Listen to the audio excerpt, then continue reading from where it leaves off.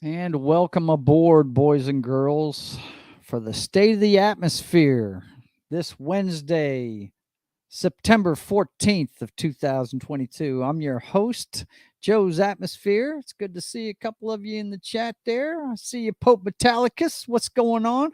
By the way, Pope Metalicus, I know you like a little bit of rock and roll. If you wonder what that guitar riff is, that is my brother playing one of his mini guitars. I don't know if I mentioned it to her, yeah, to him or not, or excuse me, to you or not, but he actually takes lessons from. I think he's the, I think he's the lead guitarist for or lead or rhythm.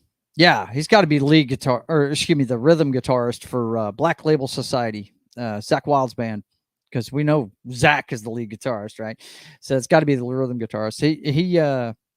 He takes lessons from him online. So yeah, that's he's expanding his music repertoire. He's self-taught up until a couple of years ago when he started taking lessons from that guy.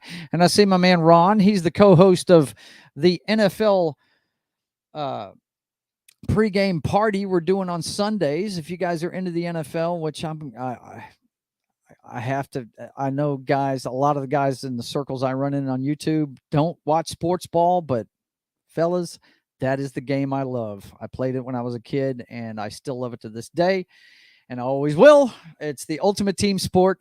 The NFL is my favorite version of it. Although I will go see a high school game. Ron digs college. He covers this stuff with me on Sundays, so be sure to tune in on that 2 games before, excuse me, 2 hours before kickoff every Sunday. And hey, Sentinel, it's good to see you there, man. Good to see you. You guys let me know what you want to talk about tonight.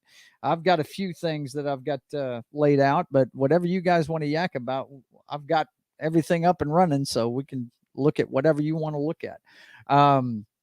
First thing I wanted to talk about tonight is, of course, Queen Elizabeth made it to Westminster Hall today. They moved her over there today. And let me see, where are we at? There we go, right there. Let me blow this up a little bit. Let's see. Yeah. Tens of thousands of people line up to pay their final respects to Queen Elizabeth. She arrived at Westminster Hall today, and the whole country, she'll lie in state until Monday's funeral. It's I mean, the first time, I mean, she's been the queen as long as most of us have been alive. Believe it was 52 when she became queen. Yeah, she was queen for 70 years. She was a very young girl when she became queen. But yeah, it's, I mean, no matter how you feel about the royal family and what is their status these days, they've been tarnished a little bit over the years. Let's see. My man Ron says, I decided on my exam date for my new certification, October 11th. Next certification. Oh, okay, I got you. Yeah, Ron's been getting into, is it IT? Is that what you're doing, bud? I think it's more into the mechanics of it, though. I think he's more into the physical part of it. Not really programming, but he's doing more the like almost electrical engineering part of it, right? What certification are you looking for, man? Let us know in the chat. Well, good, man. I'm glad to see it, man. I really am. I was worried about you there for a little bit. I thought you were going to remain in Central Virginia the rest of your life, but you're doing great, man. You're doing great. I really love to see. Ron is one of those guys I play video games with, and I've known him more than a decade now. We played DC Universe Online together, and our love of football is really what has kept us friends over the years. He is a football junkie like I am, and that's why I decided to have him co-host the thing. We were actually talking on another stream the other day, and we said, you know what, we should do our own pregame show because these guys on TV don't know what the hell they're talking about. Let's have a couple of guys that know what they're talking about do it, right? So let's see. This certification is for Security Plus. Just DOJ jobs require it. Okay, I got you. Yeah. Yeah, he's going to work for the man, guys. Yeah. Mm-hmm. Yep. We're going to have an insider. He'll let me know what's going on. Actually, I already have an insider. I have a friend of mine that works for Department of Homeland Security up in Seattle. As a matter of fact, the FBI came to my house to ask about him one time. He put me down as a reference. Believe it or not, this scraggly looking, hippie looking dude was actually put down for a reference. On I'm actually, I used to have a top secret clearance when I was a military policeman back in the day. But yeah, getting back to yeah, I'm proud of you. You keep going, Ron. Keep doing it, dude. And I will see you Sunday for sure. Stick around. Tell us what you want to talk about. You guys, give me any subject. I'll see what I can find on it. But yeah, we've got this funeral coming up. I thought this one was interesting right here. And just because when you guys find out about the comic book I'm doing, that character that's just off of my right shoulder to your left, right next to the privateer, the Royal Fox. She's called the Royal Fox because she was found by Princess Diana. And I've always been intrigued with Diana, the people's princess. And I thought this was pretty interesting. William and Harry stood side by side behind the Queen's coffin as they moved it today, like they did for Diana. It's the first time they've done that.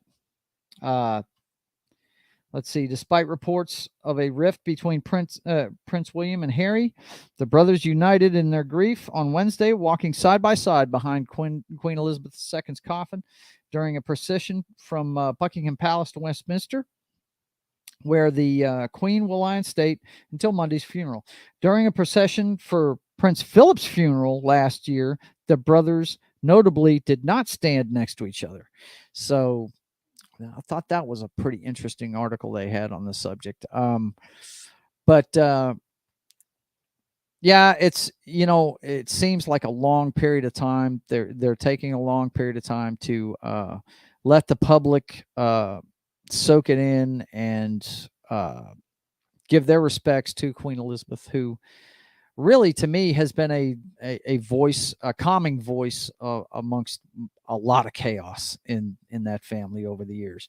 Ron says, I found it hilarious that people sent angry tweets to Holly Berry for the live action Little Mermaid. Wrong person. Haha. Yeah.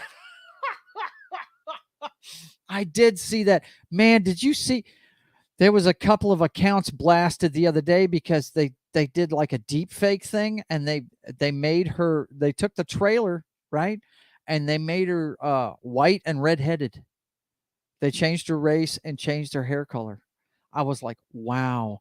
Go check out my man The Quartering. He's got it detailed in one of his videos. It is so damn funny. I saw it and I was like, oh my gosh. And the guys that did it just to show what the technology can do. But another reason why they did it was somebody that was defending the fact that Miss Berry was doing the part. And it's not Holly Berry, guys. It sounds the same. I thought this. I did a double take when they were saying what the girl's name was, but yeah, wrong person. You need to leave Holly Berry alone. That woman's crazy. She come after you. But anyway, it was apparently somebody that was defending the casting said something about mermaids don't have any race, so why does anybody care? Well, apparently they care when you change the race. Apparently so, because they kicked a couple of people off. Yeah, Haley Berry. Haley Bailey, that's the name? Haley Bailey? Okay. Yeah. I'm telling you, when I heard it, I thought Halle Berry. I mean, but then again, I'm in love with Halle Berry. I mean, who wouldn't be? I mean, really. Hang on just a second. I'll show you why I'm in love with Halle Berry. Hang on one second, boys and girls, because I believe in showing you what I'm talking about. Let's see. Where is? Oh yeah, got to refine my search. Let's see. And boom. And come on, are you serious? I know it's in here. Are you serious? You're not going to. Oh, come on. Okay, there it is. There you go. There we go. Hang on one second, guys. I love it. I love it. Yes. Let's see. I think if I do this, yeah, that'll get there. Okay. There we go. Yeah. This is why I love Halle Berry, because she's just a gorgeous woman. Check her out. She's awesome. Swordfish. That's all I got to tell you. If you haven't seen the movie, go watch it. It's badass. Love it. But anyway, let's see what Ron's talking about. Something like that. Yep. So did I. I personally don't care. Hang on. Let's see. I personally don't care. I do hope they fix the hair though. Need more red. Yeah, she does. She needs to be a redhead. It's Ariel. Come on. It was a low light scene, so it might be more red. Yeah, absolutely. It's an underwater scene. And let's see. She sounded really good though in the trailer, and that's all that matters to the kids. Yeah, absolutely. And it's just going to be parents taking the kids to go see this. So, me personally, I'm not really a fan of the live action. I think it's just a cash grab that Disney does, man. Doing the live action uh, versions of the animated stuff. I haven't even seen half of them. And what was funny was, let's see, the Sentinel says, "I'll wait for the de-woked version on Feigned It's." I got you. Hey, man, maybe we'll get lucky. Maybe we'll get lucky. And yeah, Ron agrees with me. Absolutely. Yeah.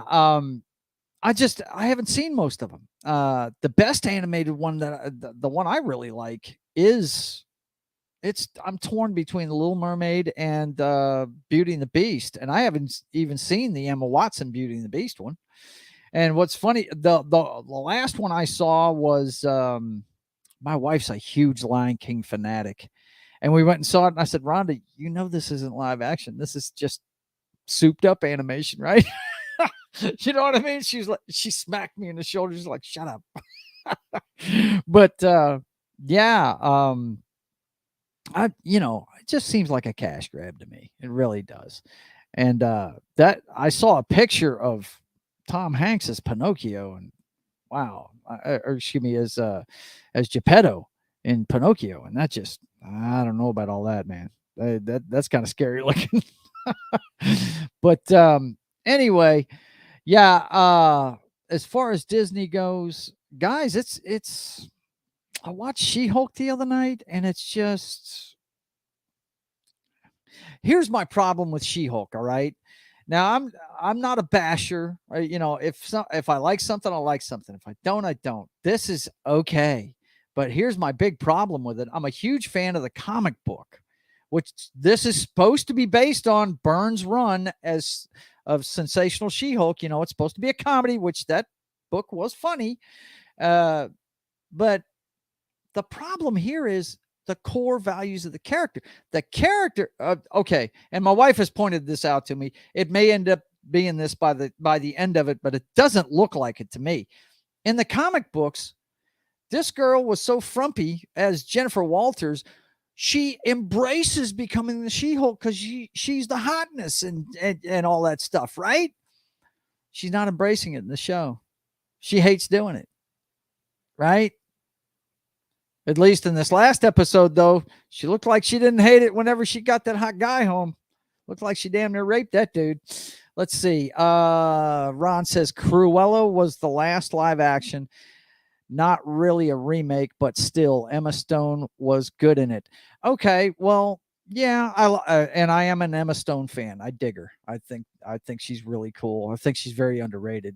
And but here's my thing. Why are they trying to make me want to be caring about Cruella?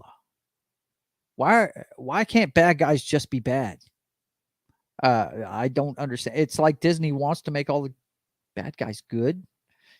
We've had a couple of Maleficent movies, one of the most evil bitches in all of fucking Disney, right? We got Cruella. Aren't they doing another one? I can't remember what it is. But anyway, let's see. He also says, I haven't watched the last 2 episodes of She-Hulk.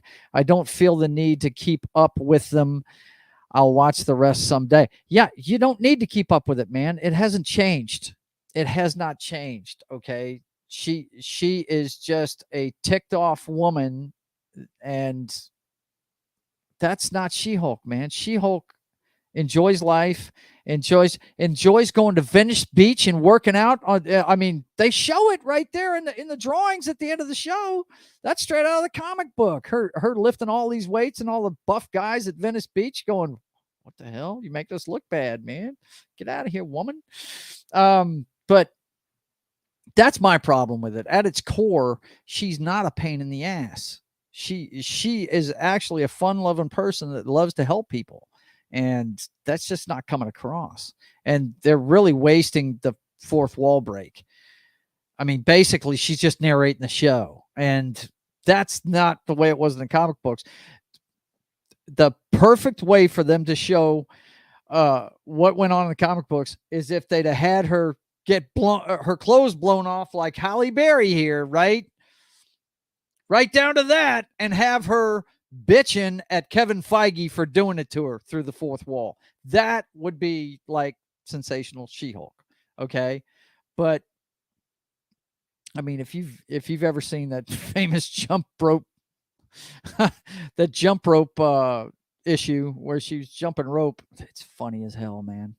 But anyway, yeah, I'm just not a fan of their live action stuff, and I'm really not a fan of making the bad guys good. That makes no sense to me. I've not watched Cruella. I watched Maleficent because my yeah, see, here's my problem with Deadpool. There he is right there. Yeah, Deadpool style.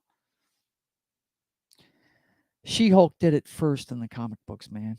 Deadpool wasn't even around, wasn't even a thought whenever She-Hulk was doing it in the 80s. Okay? Sorry. She did it first. That right there is why I can't stand Deadpool, because everybody's like, yeah, Deadpool breaks the fourth wall. He's the first one that did. No, he's not. She-Hulk was. But he did do it first in the movies. You're right. And don't get me wrong. I'm not a fan of the character, but God, was Ryan Reynolds born to play that part or what? Because those movies are great. If you don't laugh at Deadpool, you don't have a sense of humor, because it is hilarious. Right down to the credits at the beginning of it. My God, it's funny as hell. Ryan Reynolds did a great job with that. We need more of that, man. When guys are invested in the characters and they make these movies, I mean, just look at what Peter Jackson did with Lord of the Rings, and look at what we're getting now. I mean, I watched the newest episode of Lord of the Rings, and yeah, you can tell they spent money on it, but I don't know, man. It just seems like a big snooze fest to me, man. Is anything ever going to happen in this show? I mean, really? And the main character, Galadriel, is just, wow. She is a Karen that wants to talk to the manager. That's not the chick I saw and read about in the books and saw in the Peter Jackson movies, man. The chick in the Peter Jackson movies was pretty damn powerful, and came about one step away from taking that ring for herself and kicking some ass. You know what I'm saying? But yeah, Sentinel, it's, you know, I just don't know. I don't need to see any of this stuff these days. But I tell you who is doing well with the shows, though. Quietly, yeah, Amazon's got one of the biggest turds on their hand, Lord of the Rings, but they have made some damn good television shows. The Boys actually improved from season 1. I just got done watching seasons 2 and 3, and they're great. If you guys haven't kept up with The Boys, go back and binge that shit. It's good. Reacher. Now, when Tom Cruise made the Reacher movies, everybody bitched about it because he's like 5 foot nothing, and you know, the guy in the books is like the guy in the Amazon TV series. They took one of the first book and they made it into a season, and wow, was that great, man. I'm looking forward to the next season of that. It's going to be fantastic. Let's see. Mulan was the worst. They took a great story about a girl overcoming obstacles using her own will and intelligence, and something for girls to inspire to be, and turned it into a mystical being. Really? See, I didn't even see that one. It just seems like a cash grab to me. I mean, you guys correct me if I'm wrong. It just seems like, why remake it? How do you improve on such great stuff? Because Mulan's a great movie. The animated one's fantastic. What is it? Eddie Murphy plays that little dragon in it, and yeah, it's a great movie. I really dug it. The score was good. The whole story was pretty cool, if you ask me. But this live action stuff, I still haven't seen Mulan. I just just not into it, man. They need to stick to animated, and just, or well, they could do what they're doing right now with Spider-Man. They re-released Spider-Man in the theater. Of course, Hollywood's run out of stuff right now. They've hit their COVID lull, if you understand what I'm saying. These movies are usually 1 or 2 years out, and they didn't have any production really going at the beginning of COVID. So we've hit that lull. Hell, we cover box office receipts on the talk show we do on Thursdays evenings, me and my brother. And Top Gun was number 1 at the box office last week, and it only made like $7.5 million. Now, take this into account, guys. You can buy Top Gun right now on digital for $20, just like any other movie. But people are paying twice that per person to go get high-priced concessions and go see this movie in the theater. What's that tell you? There's a lot of crap coming out.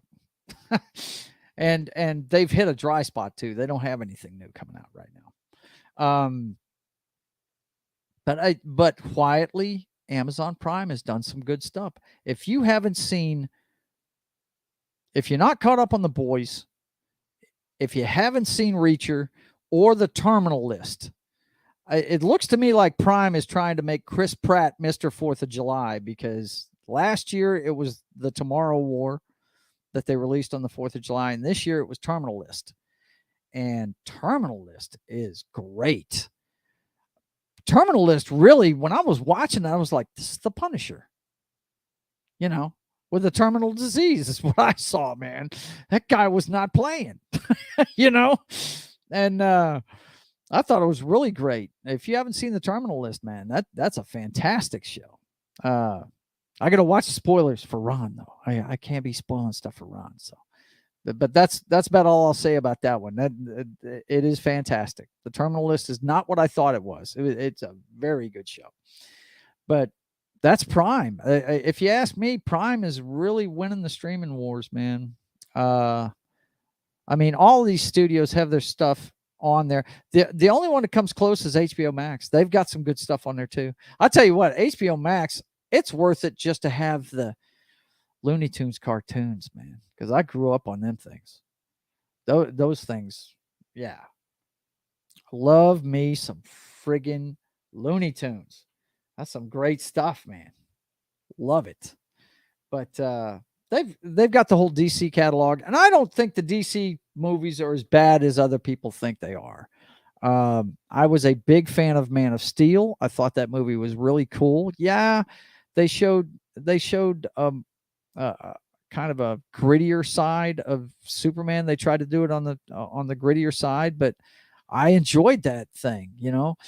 I think DC was in such a hurry to catch up to Marvel. They really took their eye off the ball, man. I mean, they could, with what Marvel's putting out now, they could be making a mint if they'd have just kept going, and not gotten in a rush.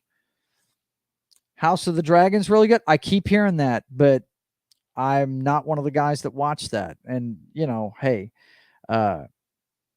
if you're into that kind of thing, that's great. I mean, and I'm not poo-pooing it at all. It's just, first of all, I didn't watch it from the beginning. And I know I can go back and binge it now, but I don't know, man. When it comes to fantasy, like True Blood, I dug that show. I dug all the sex and blood and all that shit in that show. But My fantasy stuff, I'm more of a Lord of the Rings guy. I want to see a little bit more nobility. I don't need tits, ass, and gore in my fantasy story. It's all about heroes and what do you do when it all comes down, kind of thing. That's what more I'm into. I'm sure it's a great show though. I heard season 8 pissed off the fans really bad, but I'm hearing good things about House of the Dragon. I from everything I'm seeing, House of the Dragon is kicking Lord of the Rings ass apparently in the ratings. But really, with streaming services, I think Samba's about the only thing you can look at when it comes to streaming. Let's see, not as much nudity as Game of Thrones. Yeah, well, you understand where I'm coming from, though. My when it comes to a fantasy brand, it's Lord of the Rings for me. That's the measuring stick. Um, you know, one of my favorite fantasy movies of all time has one sex scene in it and a whole lot of gore, and that's Excalibur. That one is the measuring stick for me when it comes to King Arthur movies, and it does have a sex scene in it, but the guy's got his armor on. It's just the girl's bare chested, and it's got a lot of gore. That final embrace with King Arthur and his son Mordred is just sick. But anyway, it does have gore at the ass, but the same. It's got the same kind of message to it, though, the nobility thing, and there's not as much of people screwing each other over, really, too much. The bad guys are bad, and the good guys are good. It's not, you know. But yeah, I heard Game of Thrones is really really good, and maybe one day I'll visit it, but it's just not one I'm in a hurry for because it's like I told my nephew when he was trying to get me into it. I was like, "Yeah, I've seen that. It's called Lord of the Rings." But but don't get me wrong. I'm sure it's fantastic. I'm not poo pooing it at all. I wouldn't know. Haven't seen it, but I just like my stuff, my fantasy stuff, a little cleaner. I'm not a prude. I'm all about some titties on screen. I'm all about some blood, guts, and gore. I guess my favorite gore scene I've seen in the last few years was the Kingpin crushing a guy's head in a door on Daredevil. That was awesome. He just smashed that guy's head like a watermelon in a door. That was great. But yeah, House of the Dragon seems to be doing well. D3, I didn't see, excuse me, D23, I didn't see anything out of that really enthralled me. I didn't see anything out of San Diego Comic-Con the only thing I saw is in Phase 6 that I really am dying to see, but they're going to screw it up, man. Unless they change their ways, they're going to screw it up. Fantastic Four. That's about the only thing I've seen in the Marvel lineup that I'm even interested in seeing. Who wants to see Daredevil on Disney Plus? I don't see the Kingpin crushing a guy's skull in a doorway or in a car door on Disney Plus. I don't. And something I need to look at. Has anybody watched the Daredevil series since they put it on Disney Plus? Did they edit it? I'm wondering because they got it back from Netflix now. It's on Disney Plus, and I need to watch that and see if they edited that at all because I remember what it was like. It was a pretty bloody show at times. But I just don't. They're going to have an 18 episode series of Daredevil, and I'm kind of scared of it, man. Kind of scared of it. Let me see if I can find that real quick. Let's go ahead and take a look at that real fast since you brought that up. Let's look at. I think I've got it in my YouTube quick links. Hang on. Let's see.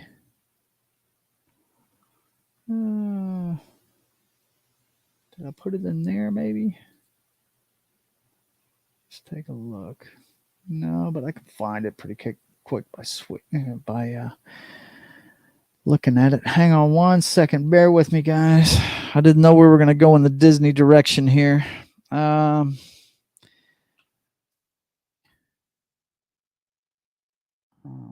Okay. That's trailers. Let's see. Please.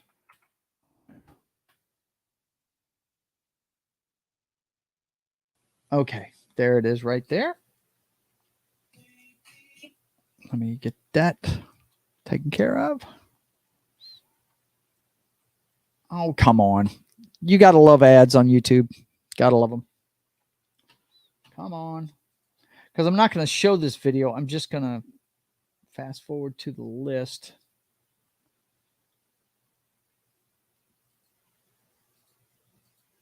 If I remember correctly, well, this doesn't stay up very long. That's right. Okay. Got that one. Hang on. I'm fixing to get it up here. Come on into focus. Damn it. I swear, man. Feige, pain in the butt.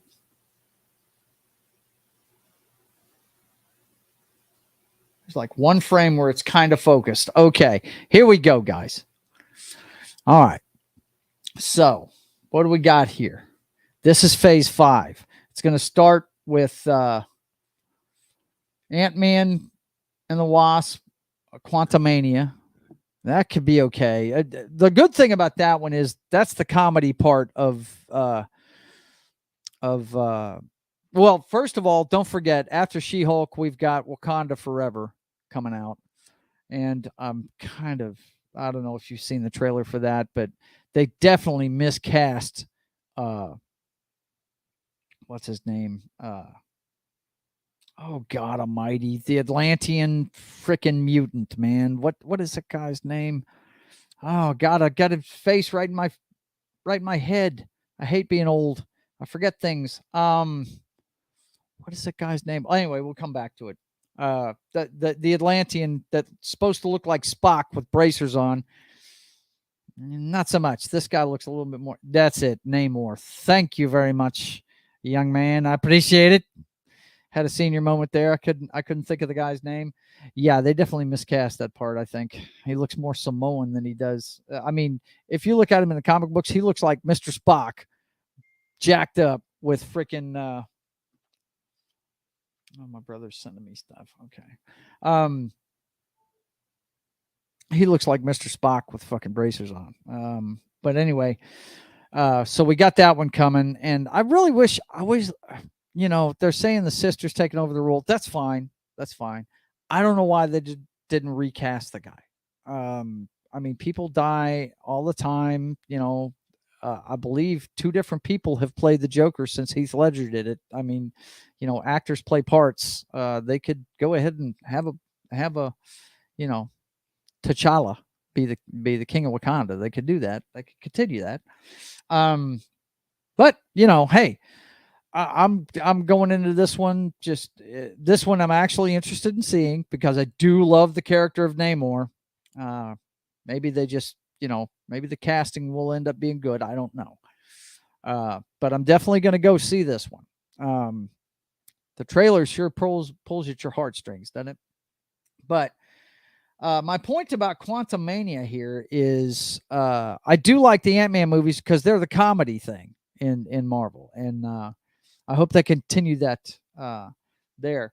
And then they've got Secret Invasion, which I didn't see the trailer yet for it. I heard there was one at D3, but sure seems to me this is going to be hard to pull off because they've already established the Skrulls as good guys in the MCU.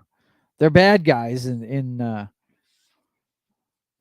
Marvel Comics. So, but I was super excited when Captain Marvel came out because she's Kree, and they're going to talk, and they said they were going to have something to do with the Kree Skrull War. Well, that just, as soon as I hear the word Skrull, I think of the Super Skrull and Fantastic Four. So, and as you see, they're leading up to it in phase 6. But that's probably has a lot to. This is probably going to have a lot to do with the Fantastic Four buildup. Guardians of the Galaxy 3. Look forward to that one. I mean, James Gunn usually does a great job of the movie. It'll be fun. But seeing as their contracts are starting to run out, we may see some deaths in that thing. I mean, you know, Echo, who is even interested in that? Who is interested in watching a bad guy show about a deaf girl who's a gangster? What? This one and Agatha, those two are the ones to me that I'm like, why? Who wants to watch that? What? Oh, I don't understand. Are you making this for me, or who are you making this for? Loki, season 2.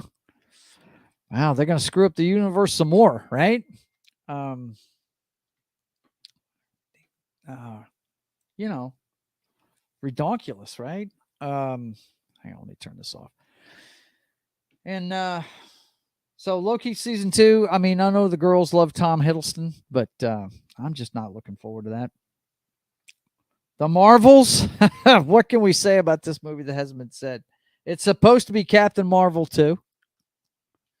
But Brie Larson apparently has become such an unlikable person that they've decided they're going to put a whole bunch of her friends in there. And, what are they shooting for here? I don't know what they're doing. Let's see.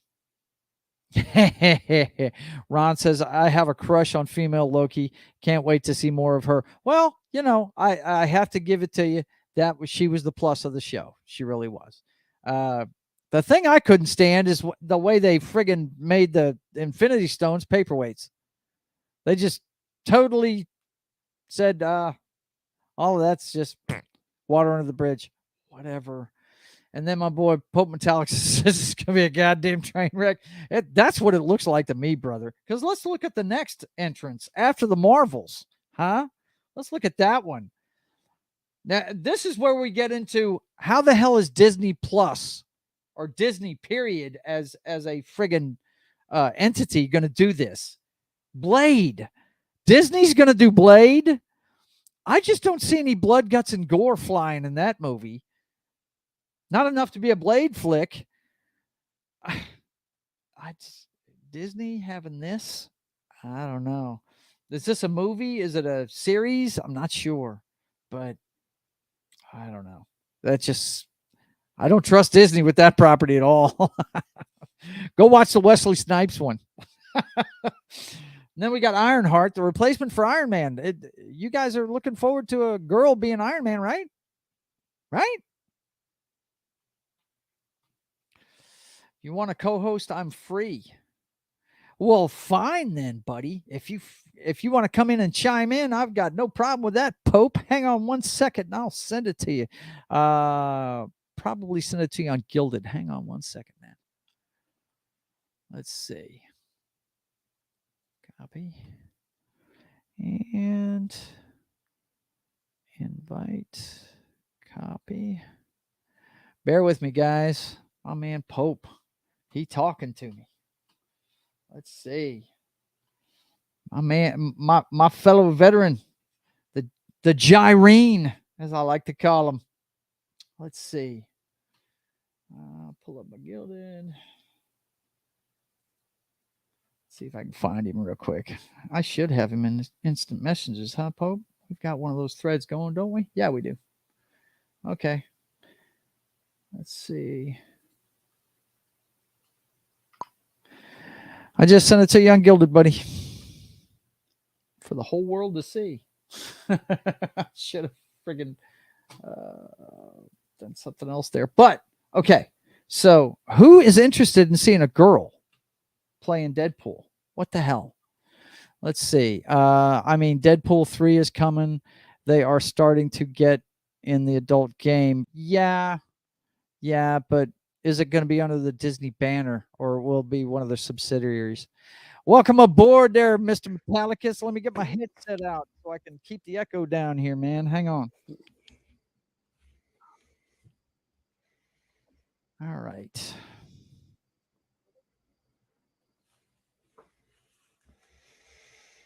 Give me a sound check, brother. Well, hey there, buddy. How's it going? Yes, there he is. I'm doing great, man. How are you? Yeah, Doing this all right. stream I'm going to start doing on Wednesdays just to talk to the chat to see what's going on. I'm glad you're available to step in here. Absolutely, man. Yeah, I was going to talk about the events leading up to the funeral next week, but hey, whatever the chat wants to talk about. Yeah, this looks like a train wreck to me too, brother. I just Oh, dude. I mean, you want to see me absolutely lose my goddamn bearing? Watch my I will actually probably do a live reaction to Ironheart.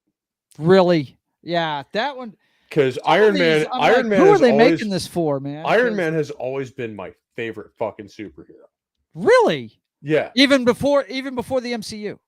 Even before the MCU, I always loved Iron Man. See, because I got to tell you, I got to be honest with you. Okay, since you brought it up, when my brother and we're big Marvel fans. Okay, big comic book fans. But he read the Hulk growing up, and he already has checked out of it. He checked out of it after seeing Infinity War, with them nerfing the Hulk like they did in that. Oh no, I mean, Infinity War I hated for a number of reasons. Well, I kind of dug it, but I understood why he didn't like it because they totally nerfed the Hulk in it. But I know I don't know if you guys can see it, but I'm usually hiding behind my chair. But that's hang on, brother. My one comic book photo on the poster. I can show you. I can blow it up. Hang on, let's see.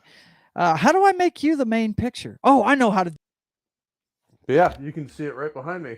That's the only superhero poster I actually have, and I've had it for quite a while.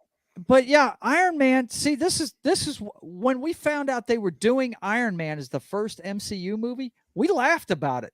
We're like, wait a minute, and yet they're doing this sea level, because you know what I'm talking about. He was like a sea level character in Marvel. He was not a top. He was off the beaten path. Not. Yeah, but when I read that they were doing Robert Downey Jr., I said that's perfect casting. And people at work were asking me, why is that perfect casting? I said, because he doesn't have to act. He's a millionaire drunk playboy. Yeah, that's him. He's basically Tony Stark. He is in real life. Right? Well, although now, to be fair, he had a falling out because of drug abuse and stuff like that. And absolutely. He was damn near living in his car when he got the part. And that makes sense from Tony's perspective. Exactly. Yeah. It was perfect casting when I heard it. And I will still say the original Iron Man is the best MCU movie ever made. Mm-hmm. Yeah. Well, a lot of people feel that way. It's my wife's favorite one, and she's a normie. My wife is a normie. She doesn't get into comics. It's especially great to me, not only as a huge Iron Man fan, but the summer that movie came out, I was in infantry school. Okay. So we got to go out in town on weekends. And the same year was when Dark Knight came out. Okay. Yeah. So basically every other weekend I'd alternate and go either see Dark Knight or Iron Man. Right. I saw both of them like 5 times in the theaters. Yeah. I used to do that when I was younger too. I'd go see something over and over again, man.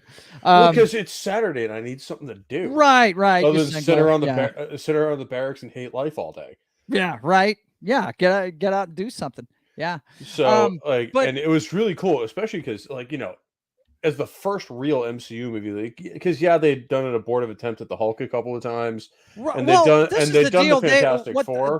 They were damn near in bankruptcy right around the turn of the century, and to make money, they sold the properties off to different studios. Universal still has the full rights to the Hulk. They've been borrowing from Universal for a while now, and I will give Sony has got Spider-Man. I will give them credit for Spider-Man because that was a great movie. Yeah, the first two. And anyway. Some of them, like them shipping out X-Men to Fox, I dug that because if you remember the older comic books, X-Men was its own entity. They never Fox really already had the intermingled rights with the to rest it of the because universe. they had done that comic book in the 90s or the cartoon series in the 90s. Yep. My oldest nephew is at Paris Island right now. Been there for a month now. Gonna be infantry. There you go. Fuck yeah, brother. There you go, man. That's my exact path. Ron, if you want to jump in here, I'll send you a link too, man. You can come hang out with us if you want to. He's going to work. I imagine you guys haven't missed the massive flag on the wall. Oh no, not at all. I told him you're a Marine, man. I called you a gyrene. Yeah, I haven't heard that term in a long time. Well, I'm an old bastard. That's true, very true. We talking old lingo. But anyway, let me. I hear crayon eater a lot. But anyway, getting back to this, man. Ron, just give me a heads up if you want a link, I'll send it to you, man.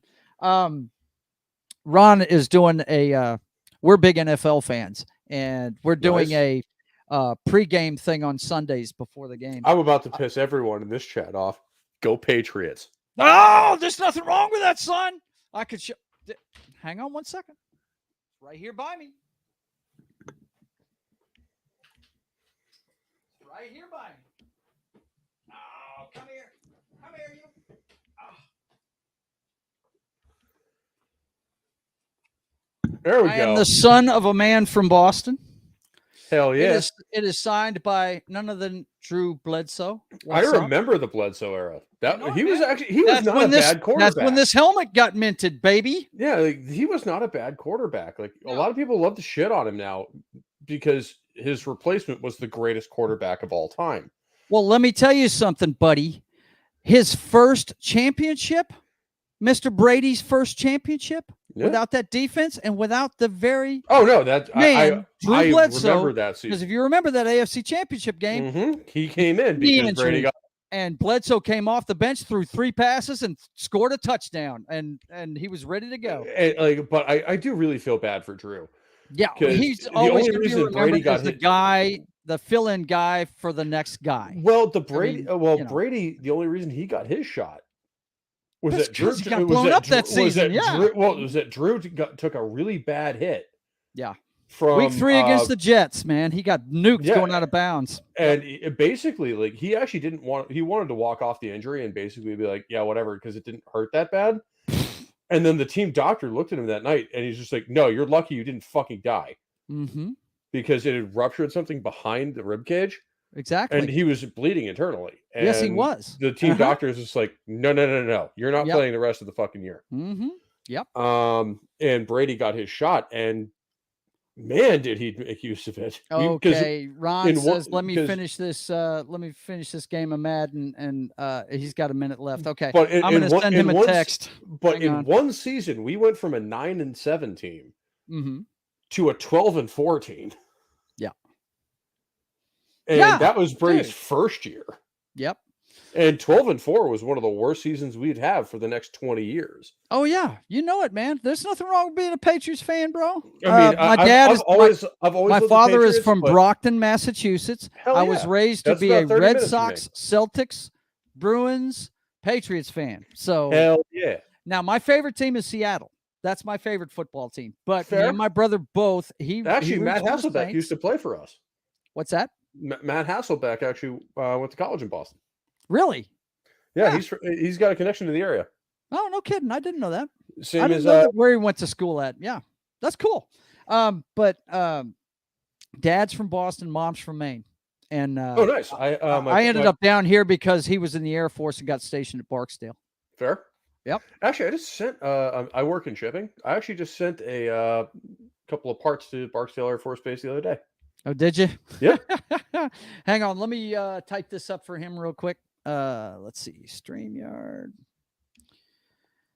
Go ahead and vamp real quick for me. Tell him what's up. Well, how's it going there, chat? Yep, there we are. Yep.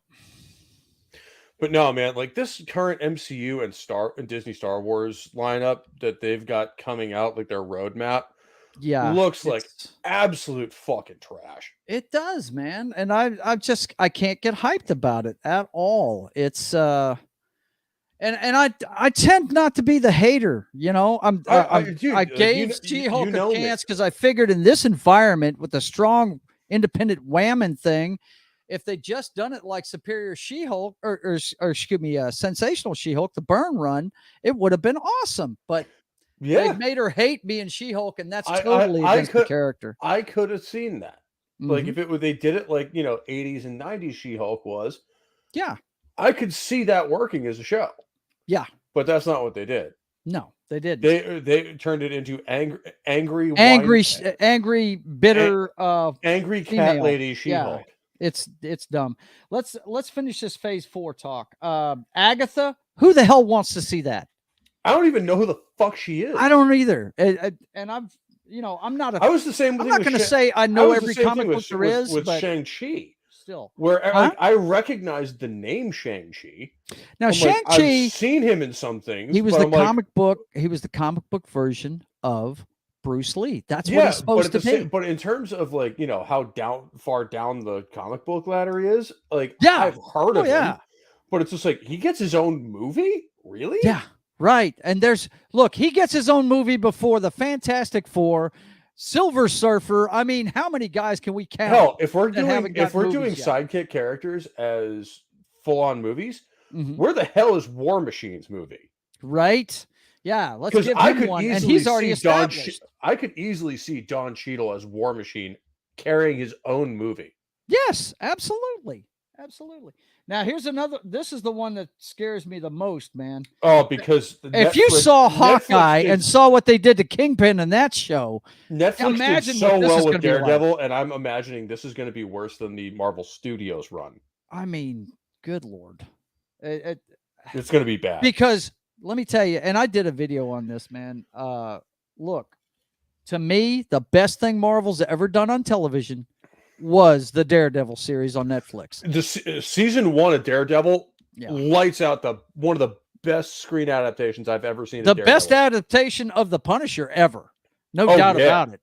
That whole episode where they're on the roof discussing whether or not they should kill this guy or not. And I love the fact that I've always loved the Punisher.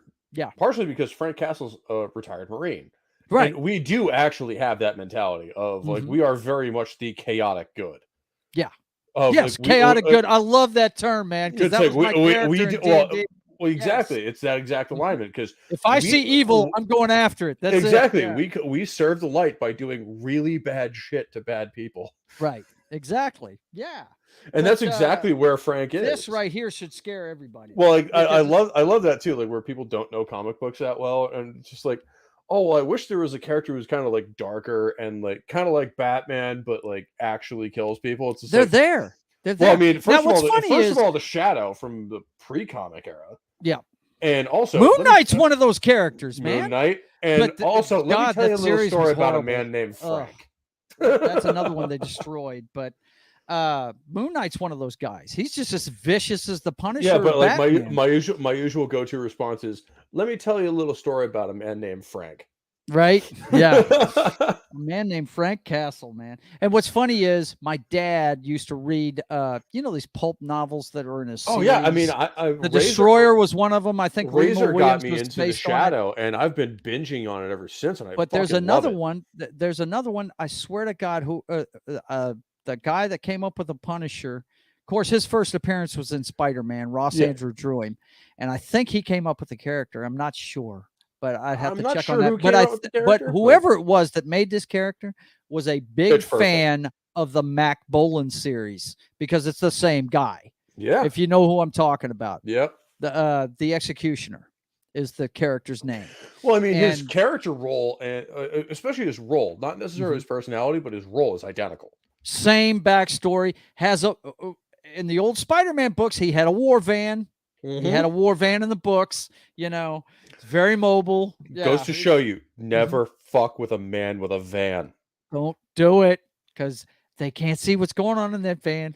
Let's be clear, a windowless panel van. Okay. And you don't want to mess with that. Let's just get this right out the way. There is no candy. No, there is no candy. There is no candy in the van. Just so wrapping this up. No. Now, I do like the title of this one, Captain America: New World Order. That tends to make me think they're going to stick with. Now, my favorite. You said your favorite movie is Iron Man. My favorite Marvel movie is The Winter Soldier. That I love the entire message of that movie. That was the surveillance state and the dangers of it. I love the entire message. I would love it if this title was Captain America versus the New World Order. Right. That's what I'm saying. The way Disney's going now, I'm pretty sure he's going to be on their side. Yeah, that's what I'm wondering. If they stick along the storyline of the anti-surveillance state kind of thing and do this new world order thing, it could be great, even with Falcon as Captain America. I'm okay with that because they actually did that in the comic books. But if he turns into that whiny dude on the street in the series, then yeah. My biggest problem with them doing that was that Falcon was already his own thing. Mm-hmm. So keep going with Falcon. Right. And make somebody else either Bucky. Well, the reason why I don't have a problem with it is the other guy. There is precedent. He was Captain America in the book for a while. That is true. But I also, like, for the MCU, like, dude, keep him as Falcon because he was already his own pretty good character. Yeah. So, like, just let him run with that. This last one, Thunderbolt, either turn Bucky into Cap like he does become later. Ron's in here ready to go. Hang on a second. What's up, Big Daddy? How are you? Hey there. How goes it? You in the low light tonight? Yeah, I'm gonna do the low light too. I don't feel like turning on. Oh man, yeah. This last one, Thunderbolts. That's basically the Suicide Squad Marvel style. That's the bad guys. Is it weird that and Joe, you're old enough to get this reference? Oh, you are too. Like that. When I saw that logo, I immediately transitioned in my head to the Fantastic Thunderbirds. Yeah. I thought Thundercats, but okay. Yeah, I was fixing to say or Thundercats. Yeah, one of those two. And honestly, we could do with another Thunderbirds movie because that shit was great. Yeah, it was great. It was it was puppets before American World Police. Yeah. Oh my god, that movie! Cool. Well, that movie basically desecrated everything that puppet cinema was. Yeah, before. I know. You know, they need, in this day and age, they need to do a second one. Like, they can cover. God, yes. Since so much has happened since that first one that they have so much to cover. Just like pretty much what South Park does. You know, all the things that happened since you then. can also do a perfect title for it: Team America 2: Woke Police. Woke Police. Oh, yeah. My God. They would go crazy with that shit too. And the funny thing is, that's what Trey and Matt thrive on. Is people losing their fucking minds. I mean, the first season of South Park, they were trying to get canceled. Yeah. And what's crazy is, you know, if they did half of what they do on that comic book as a live action, they never get away with it. No, they only get away with it because it's animated, man. And they get away with murder on that show. It's ridiculous, man. But yeah, I'm not going to fast forward to the Phase 6 part, but what we got in Phase 6 is, let's see, Fantastic Four, right? To start it. Based on what they did in the last Fantastic Four movie, I am not looking forward to that. Well, now look, I still haven't seen that one.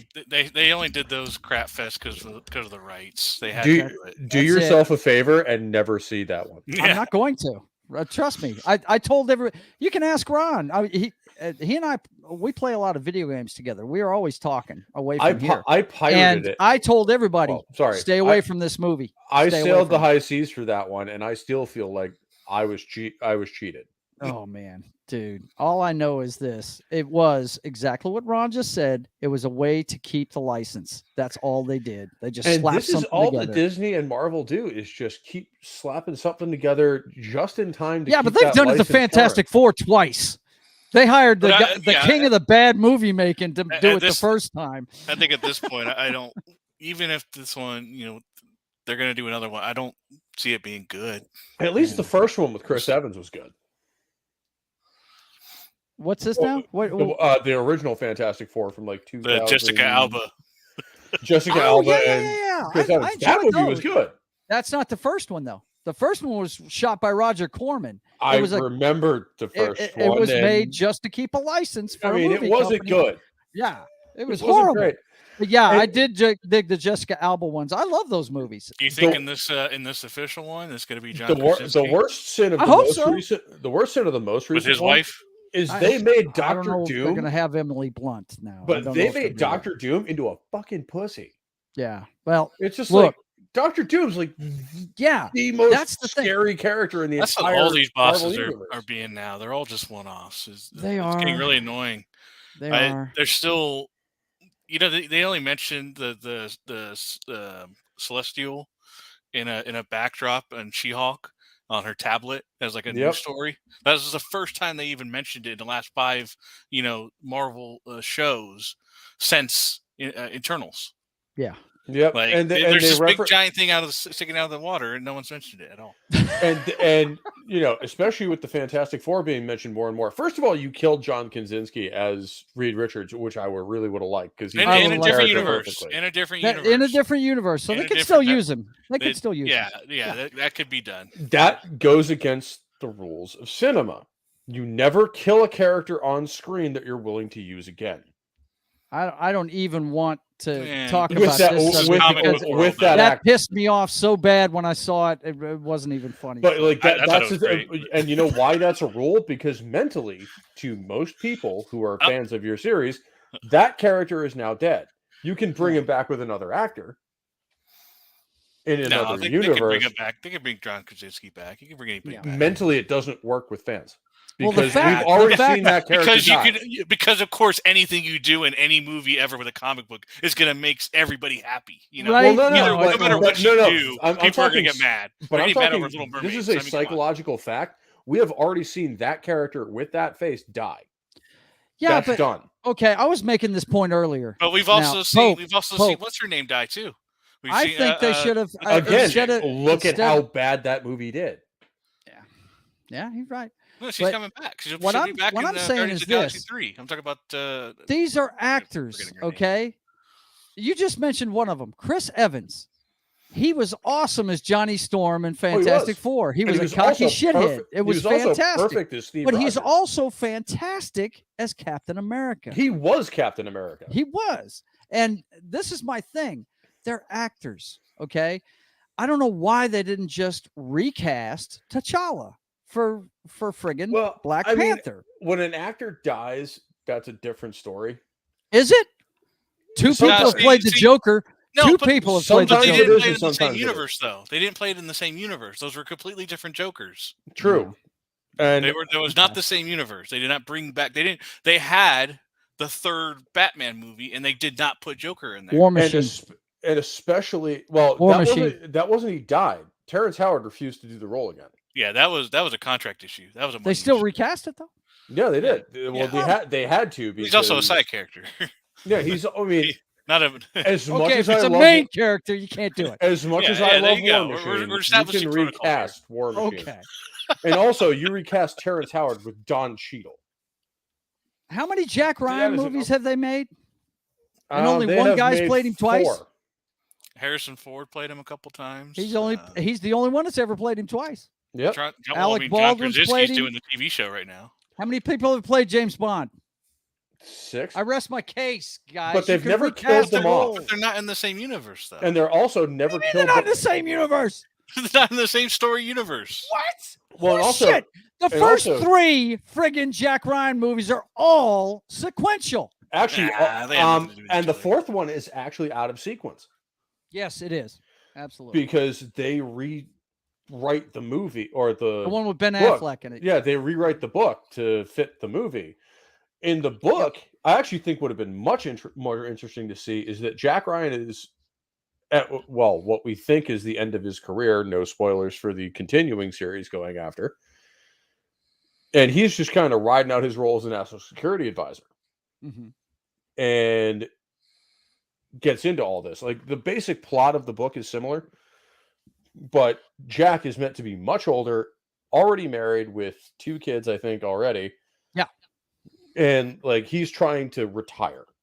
Like he's done with this bullshit. He wants to go away now. Yeah. And I really wish somebody would do a trilogy on Debt of Honor, Executive Orders, and Baron the Dragon. Well, my favorite story they've ever done, and it's not necessarily Jack Ryan, but it's Tom Clancy, is Red Storm Rising. But they'd have to make that a miniseries. Oh God, yeah, they couldn't do that in a movie. I mean, they did. I mean, they kind of did it. Did the submarine portion of it in a recent video game with Cold Waters. Really? Where you basically take control of a, American Los Angeles class attack submarine. No kidding. In 1984, in a Cold War gone hot. Wow, that sounds cool. And it's actually fairly realistic. Like, you ever play that one, Ron? Ron's a big video game guy. you ever play that one? No. No, it's not quite a sub sim. Like it does still have some arcade mechanics and very simplified controls, but the physics in it are very realistic in how sound propagates and where you can like the shadow, like the thermal layer. Is it a computer game or a console game? Computer. Okay. Yeah. But the shadow zone and thermal layer. I wouldn't know anything about it then because I'm a console guy. So. Well, but the shadow zone is like this area right below the thermal layer. Yeah. Where active sonar has a very, very hard time penetrating. Yeah. And like we've done experiments, like a guy I follow on YouTube called Subbrief. Actually has done these experiments, and he was a former 688 class sonarman. Wow. And he's just like, this is accurate. This is how this works. Yeah. Well, it was funny. What always intrigued me about Tom Clancy's writings. Okay. What always intrigued me about his stuff was that first book, The Hunt for Red October. They actually called him into the White House to be debriefed. They wanted to know how he knew everything about a defense network. And he just told them, hey, guys, this is all public record. I mean, you know, so he'd never been in the military. Of the books is Patriot Games. Yeah, Patriot Games is good. Yeah, it's pretty cool stuff. My favorite has always been Red Storm Rising. I love Red Storm Rising, dude. That show is awesome. But so what do you think? Getting off of Marvel a little bit because I just saw the trailer the other day for Andor. How do you think Star Wars bit's gonna go? Now I'm gonna give that one a chance. I haven't watched any Star Wars since I watched the first episode of Book of Boba Fett. I turned it off after that one and said, nope, I'm not watching any more of this. You gotta. Did you like Mandalorian? I do like Mandalorian, but so remember come back in episode 5. The thing about it literally turns into just Mandalorian for the rest of the season. So I would say that's not Boba Fett. That's not Boba Fett. If you don't care about Boba Fett, you don't have to worry about Boba Fett. If you just I did care about Boba Fett. I want to see him kick some ass, not be the old man that's trying to get into heaven now. What the fuck? This is redemption streak. Then it just turns into Mandalorian. Stupid. I think the avoid the show at all costs. Is worth watching now. Anyway, I didn't watch any of that Ben Kenobi series after the Mandalorian. That looked totally stupid. After they fired Gina Carano, because I really did enjoy her character, and I did kind of follow the rest of season 4. She's not. Not for this season coming up right now. The season after. From what she said, she will not work this. She's doing her. She will not work with Disney again. But now she's probably got a new job. So from what she has said, and I've actually met her. I've actually talked to her. She. You know, she put a movie out in the last 6 months, right? She is not. I haven't seen it, but I saw the trailer for it. Yeah, it was actually a pretty good movie. I haven't had a chance to watch it yet. Is that the Hunter Biden one? No, that's she in it. She's in that one. Is the documentary. Yeah. I heard that one on the radio the other day. The talk show was talking about that one. That's why she got kicked off of Twitter. My son Biden or whatever. My son Hunter. Actually, she didn't get kicked off of Twitter. She closed her account because she knew there was going to be a bunch of. My camera is actually far over enough that I can actually show these off now. These are my actual tags that I used to use. Oh, what's your blood type? Cool. Yeah, right. Zoom in. What's your blood type? What's your religion? They still put religion on those? Well, my religion then I put as just a kind of placeholder. Yeah. But the reason we use black tags in the infantry is because nothing glitters, nothing shines. That's it. Yep. Absolutely. So you use black tags, you spray paint your shit. Well, I mean, these were anodized at one point, but obviously through years. When I was in, they weren't doing that, man. They were all silver. Yeah. Well, I mean, even back then, even back when you were in, the grunts, we used to would lay out our shit, and anything that was shiny, we'd spray paint black. Yeah, that makes sense. Yep. I used to get on people for smoking at night. I was like, dude, you trying to get shot? Well, and the funny thing is nowadays we'll even spray paint our guns. Yeah. Because we can, just dip them in a bath. Yeah, because you got anything shiny, it'll be seen. Anything from a mile out. Yeah. One of the things that does not exist in nature, or two things that don't exist in nature as far as camouflage goes: straight lines, and the color black. Yeah. It's either shades of gray or or you're fucked, especially if you're moving. That's what made the Tiger Strike camo that they used in Vietnam really ineffective. Yeah, was the fact that almost straight lines. It did actually work fairly well if you were stationary, but as soon as you moved, it gives you away. Right. And the whole point of camouflage is not just to blend into the background; it's to break up the outline of the human body. Of the human body. You talking to some military fellas here? We know that stuff. I mean, the funny part was we actually. I mean, unlike you though, I never faced a shot fired in anger. Never did. Oh boy, did I! Yeah, I know you did. But anyway, let's wrap up this Marvel thing. I mean, Marvel and what's coming up. There's a couple of things that kind of intrigue me, but most of it is meh at best, as far as I can see. Honestly, and I'm the same way with Star Wars at this point.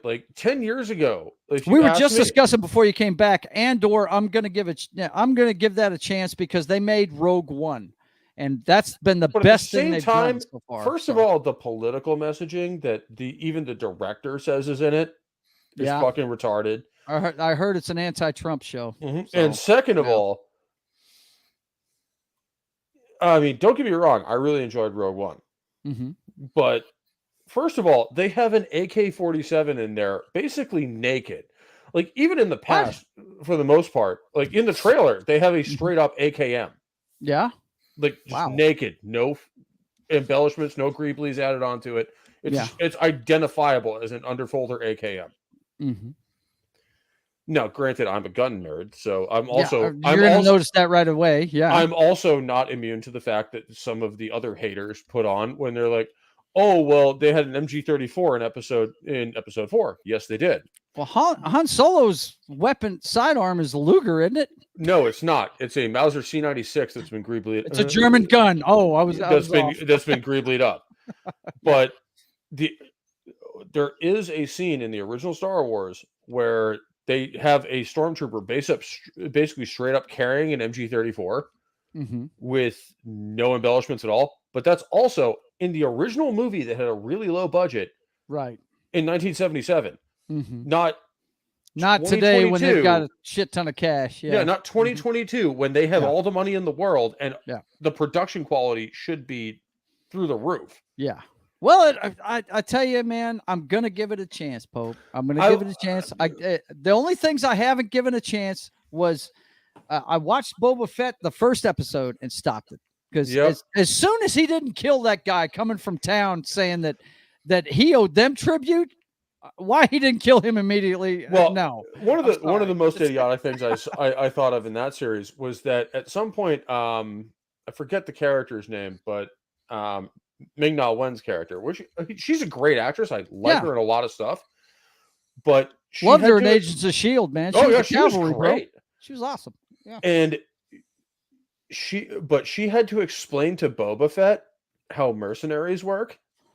Come on, man. It's just like, this is the same guy who didn't even bat an eye at talking back to Darth Vader. Yeah, and not even that. He is a fucking merc. Right? He's one of the most well-known bounty hunters / mercenaries in the fucking galaxy. Now, Ron, I got to tell you, is one of the biggest Star Wars fans walking the earth. Let me hear what he's got to say about Andor. What do you think is going to happen? Well, it doesn't really matter. This is the show it's itself. It's a prequel, right? Yeah. No, it's a prequel. It's Black Widow all over again. This doesn't really matter. It's just more backstory, more backfill. Personally, I would have cared more about the chick than the guy. I didn't really care for his character in Rogue One.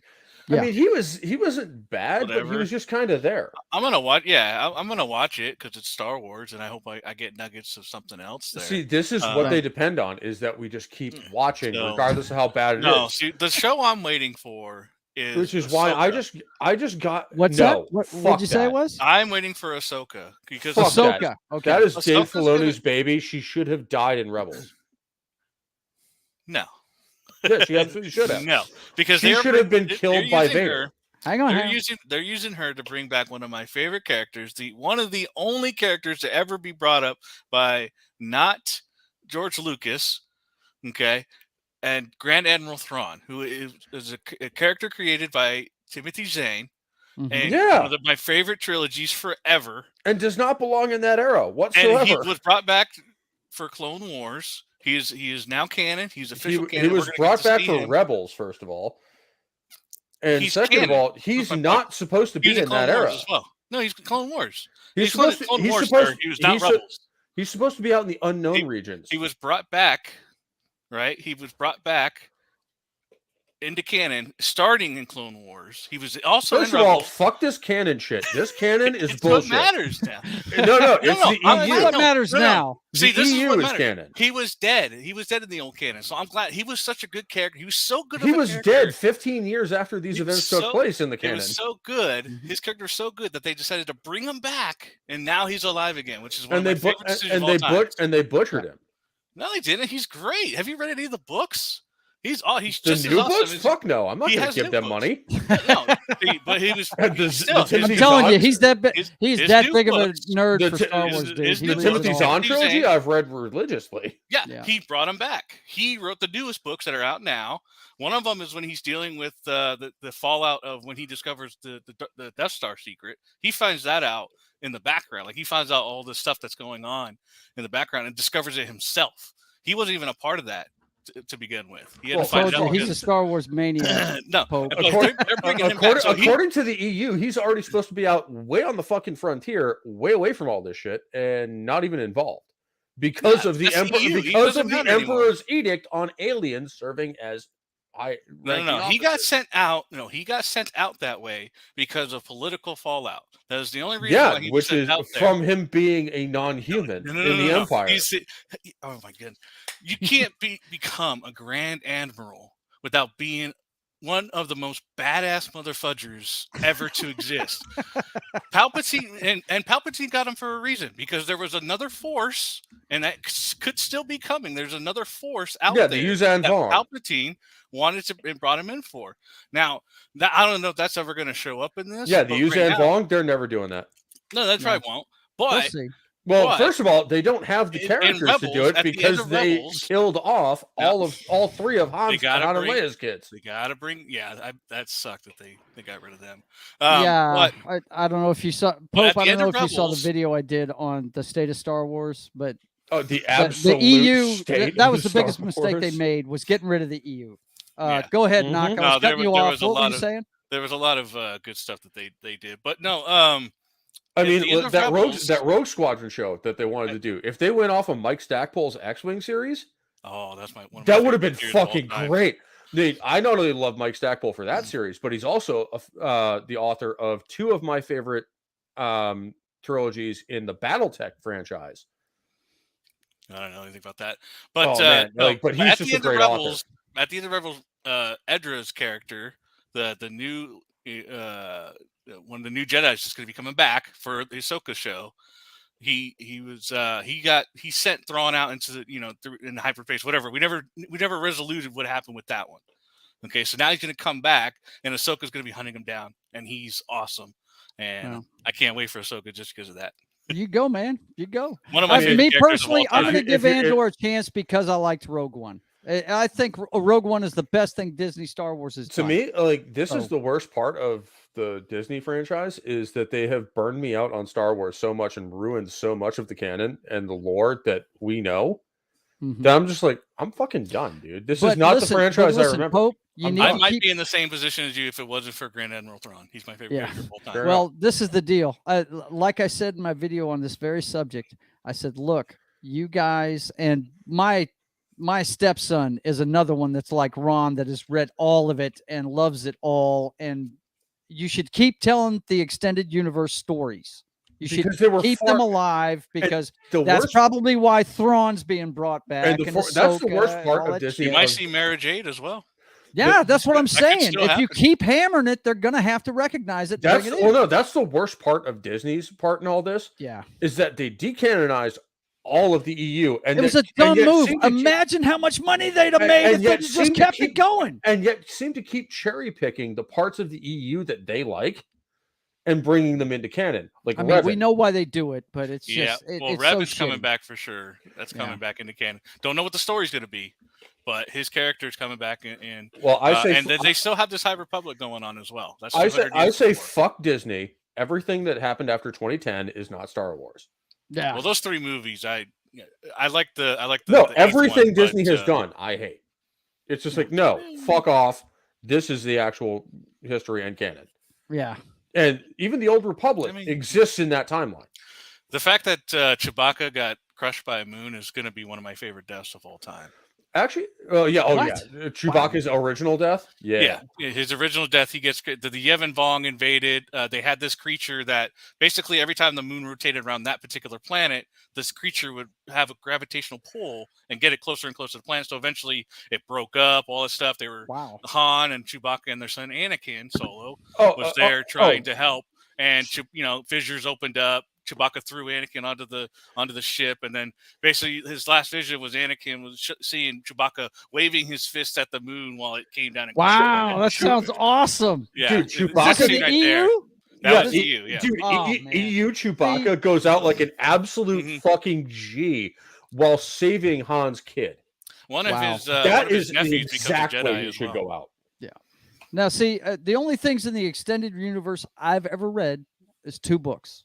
The first one, Simple, A Splinter of the Mind's Eye. I read that one. And the first Han Solo book, At Star's End, I think is the name of it. That was a good one. The first one where you found out he was an ex-military officer. The pants he wears is actually military. Yeah, he actually earned the Corellian blood. Yeah. Right. Mm-hmm.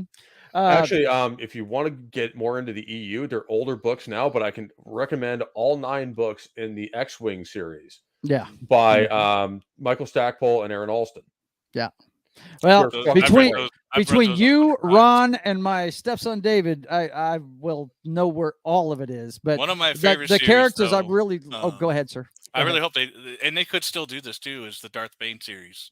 He's one. I've heard a lot about that guy. I've heard a lot about him. That's all it is. It's just about him starting the rule of 1. Or the rule of 2, isn't it? Yeah, rule of 2. Yeah. There was a brotherhood that existed at that time period. He thought it was a bastardized. The more he learned about the dark side, he was just a miner on some planet. Right. He started out as, and just went up the ranks once he joined the. Yeah, David specifically when I was talking about this subject of last month. He's one of the few bad guys that actually ever won. Mm-hmm. Yeah. Right. Well, I've heard about that character. I've heard about this race that's cut off from the Force. What are they called? That's the Yevon Vong. The Yevon Vong. That's the one that intrigues me. Everybody. And the Yevon Vong are Luke's wife intrigues me. Mara Jade. Mara Jade could still I dig the gingers, man. I'm sorry. I've just got to think for redheads, man. Well, she can't happen really in canon, in the new canon, because Luke's never been married, and they confirmed that in The Last Jedi. No, I mean, come on. Dude, it's like soap operas, man. Unless you see them get decapitated, they're never dead. He could be like, I just didn't want to say anything or something like that. Right? Yeah. I'll never mention, or maybe he got force wiped. There was a long time there where we didn't see him. So right, exactly. And she dies in the EU too, like really early on. Well, yeah, she. Well, so not really early on, but not early on, as in she has a young kid. But other than that, like maybe like 15, 20 years. Which, by the way, them naming fucking Han's kid Ben is a direct finger to the fucking EU fans. Ben is actually supposed to be Ben Skywalker. Skywalker. That was their kid's name, Jade and yeah. Well, look, we all know why Disney does what it does. It's just trying to create their own thing by using somebody else's shit. Basically, is what it is. And, which is all they've been doing pretty much since Walt Disney died. Yeah. Now, I will give them credit for some movies like The Black Hole. Really interesting. Yeah, Black Hole was groundbreaking. It was a great movie. And really original too. Right, and it was a lot darker movie than people. Did you ever watch that one, Noc? I think I recommended it to you at one point. It made history. It was the first Disney movie with a PG-13 rating, or actually PG-13. No, it was straight PG. Then it was PG, and they had never made a PG movie before. And let's see, I think the first PG-13 movie was Temple of Doom, Raiders of the Lost Ark, Temple of Doom. That wasn't a PG. That wasn't Disney. That was MGM. Right, I understand that. I'm just saying when I said PG-13, that actually goes to Indiana Jones. Now, here's what I will say about Kenobi, Fry, because you mentioned Rogue One, and if you remember Darth Vader's scene, right? He has a scene like that. And I heard he's kicking a little ass in that movie. They went to a certain level that I didn't think Disney would go to with that too. Really? He did some stuff in that especially I think it was the second episode, the end of that one where he went Darth Vader. You're not going to get me to watch that, man. I'm not doing it. If you want to see, if you like Darth Vader, that's a good one. He had one job, Noc. Although he left the fucking really planet. How are you going to keep an eye on the kid if you leave the planet? Yeah, the one issue that was not to mention Kenobi actually at one point during the series has Vader at his mercy again, and lets him live again. So at that point, all of the other lives that Vader takes from that point on, they're all on Ben Kenobi. Every bit of it, because he allowed him to live, even knowing what he would go on to do. Oh, we could talk about this for hours. But, let's see. What else did I have on the menu today? Oh, yeah. We got little NFL stuff. We got a game coming up this weekend. Noc and I do a NFL show. And this weekend, it's going to be starting off with the Chiefs, right? Hang on a second. Let me turn this off. It's going to be Chiefs Chargers. Where are we playing at? LA? Is that where it's going to be at? Where is it being played? I think it's at LA. I know Keenan Allen's out for the game though. Chargers Chiefs. Yeah, it's at Kansas City. It's at Kansas City. So that ought to be a fun one. Yeah. Bet the over in that one, boys and girls, if you're a betting person. I'm not, but let's see. Who is this? Christian DeLore. I know who that is. Hey, how's it going? How's it going, man? What's happening? Kudos for your service. Oh, yeah, man. Hey. Yeah. Are you talking to me? Are you talking to Pope? You're talking to both of us. He sees that flag. Both of us, I think. No, me and Christian go way back. He's actually been on the channel. Oh, very cool. Very cool. It's good to see you, Christian. How you doing, man? Yeah, we got that game Thursday night. I'm with you on that one. I think the Chiefs should pull it out there at home. That's a tough place to play and win. The Chiefs are a tough team now. Yeah, they are. They are. Everybody thought they were going to slow down without Hill. They didn't skip the beat. Nah, it doesn't look like they're missing a beat. As long as they got 15 playing, they're going to be in good hands, I think. But I do like this kid Herbert for San Diego. I'll be pulling for San Diego. Honestly, but like I said, Keenan Allen's going to be out, and that's his best weapon. So after my Patriots lost Brady, the Chiefs are kind of the AFC team to beat. I mean, the Bengals. Yeah, they are. Absolutely, they're not invincible though. No, they're not. Oh, dude, yeah, you hit them in the mouth. Well, but right now, I'd say the Bills are still the better team. The Bills are really good this year. The Bills are good, but and I think they play in week 6, I think, or something like that. They play. They have got to get their stuff together. Just sad came back. Yeah, okay, I can see that. Yeah, they have to get their stuff together when it comes to winning in the postseason. Yeah. That game against the Chiefs last year. It's tough to defend that team, though. It really is. But their defense didn't show up for them. It really didn't. Well, I mean, it was so crazy that they changed the rules for the playoffs now. Yeah, it's crazy. But yeah, I think I'm pulling for Herbert, though. I dig that kid. I love what that guy brings to the table. He's one of those. He's one of those guys that I like, man. He stands in the pocket. He doesn't run that much.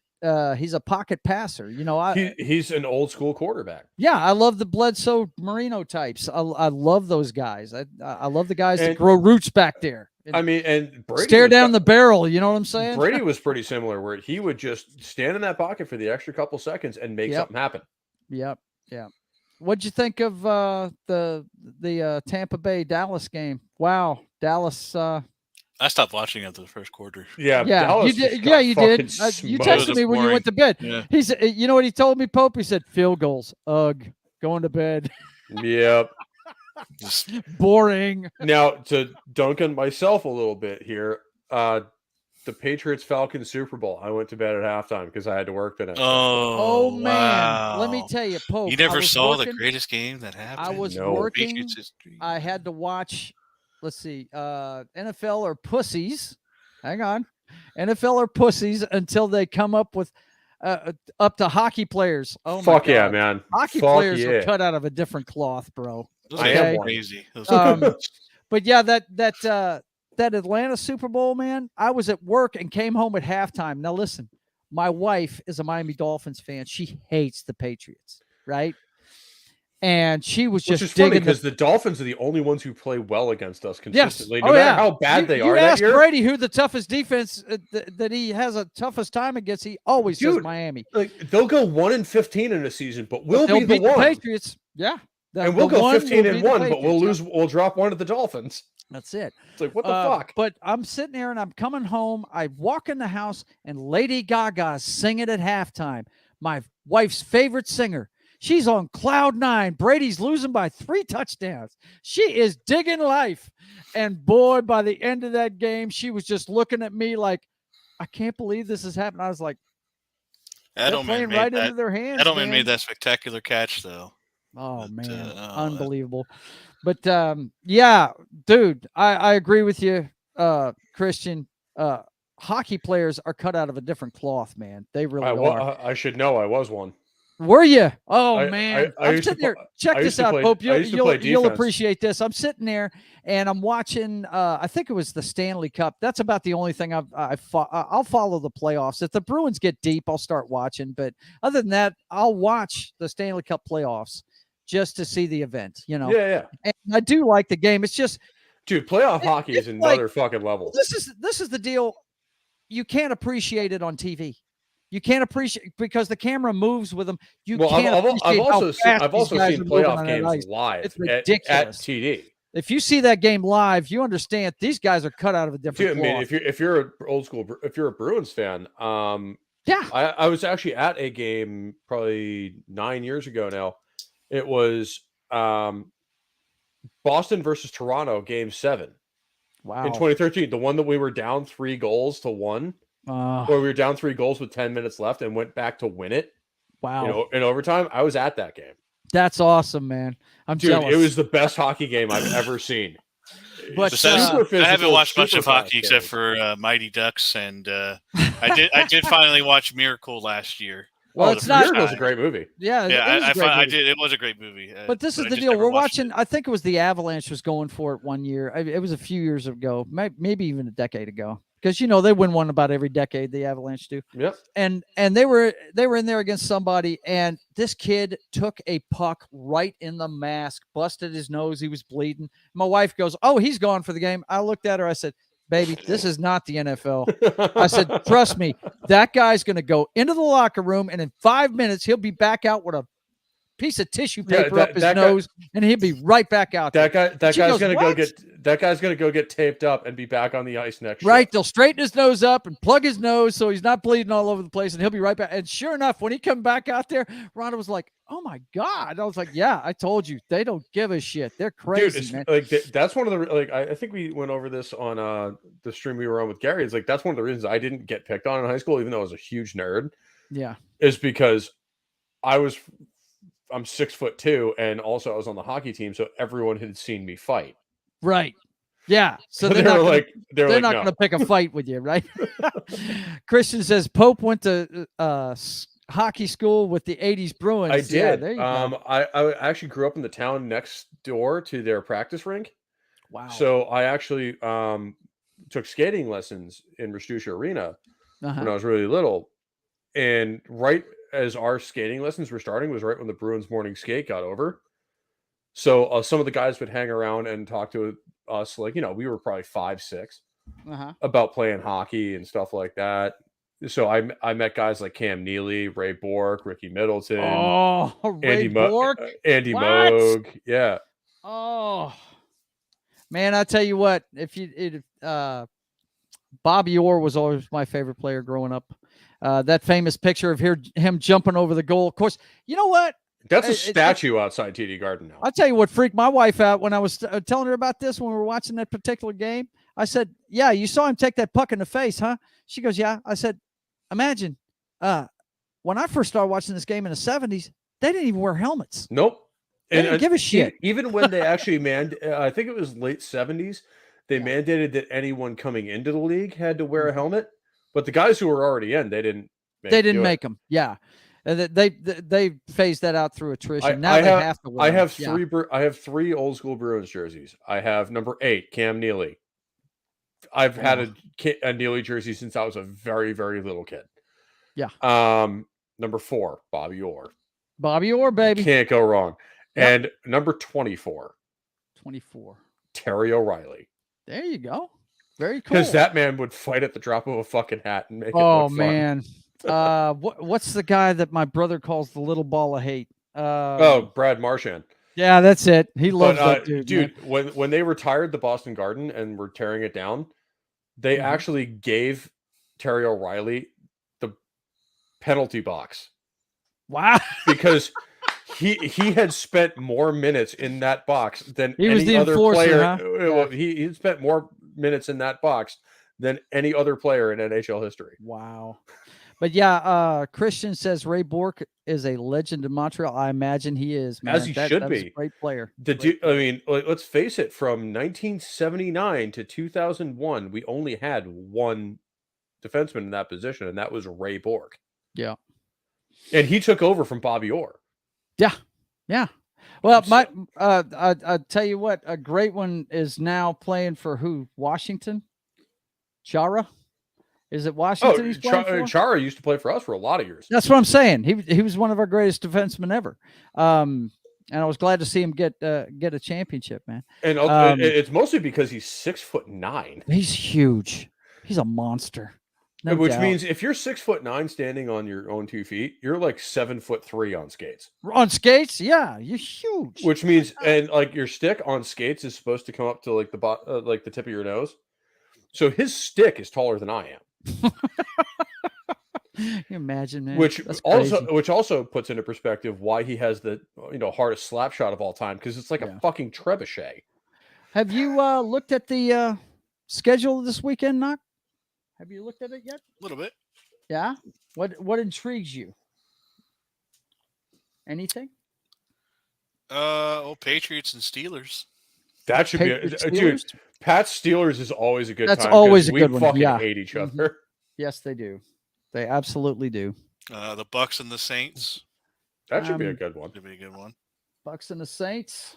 The Dolphins and the Ravens. I don't think Brady beaten the Saints in the regular season. I don't think he has. I think they've beaten him every time. To have his number. In the regular season, I think they've swept him both years. That's why I kind of feel bad for playoffs. I mean, that's why I feel bad for Peyton Manning in a lot of ways, because he deserved way more than 2 rings. But his problem was the Colts kept running into the Patriots in the postseason. Oh yeah, yeah. So he got his revenge. Yeah, he did. Broncos.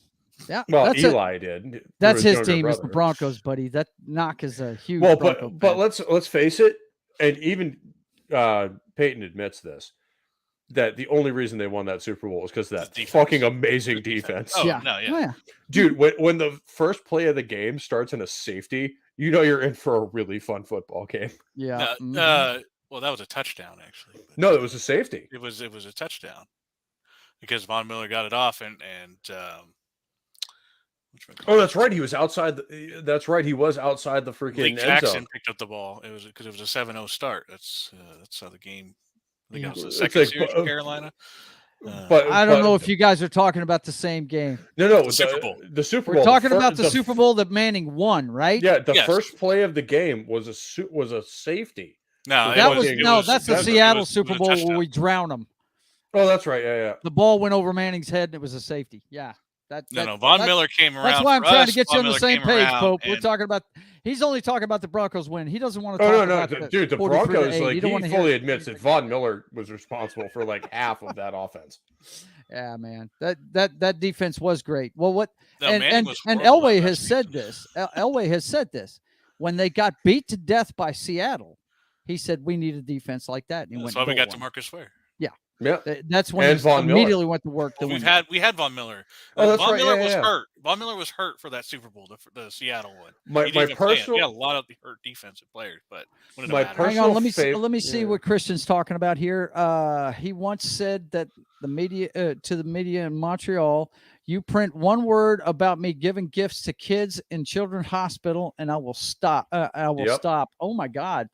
And what else is he saying here?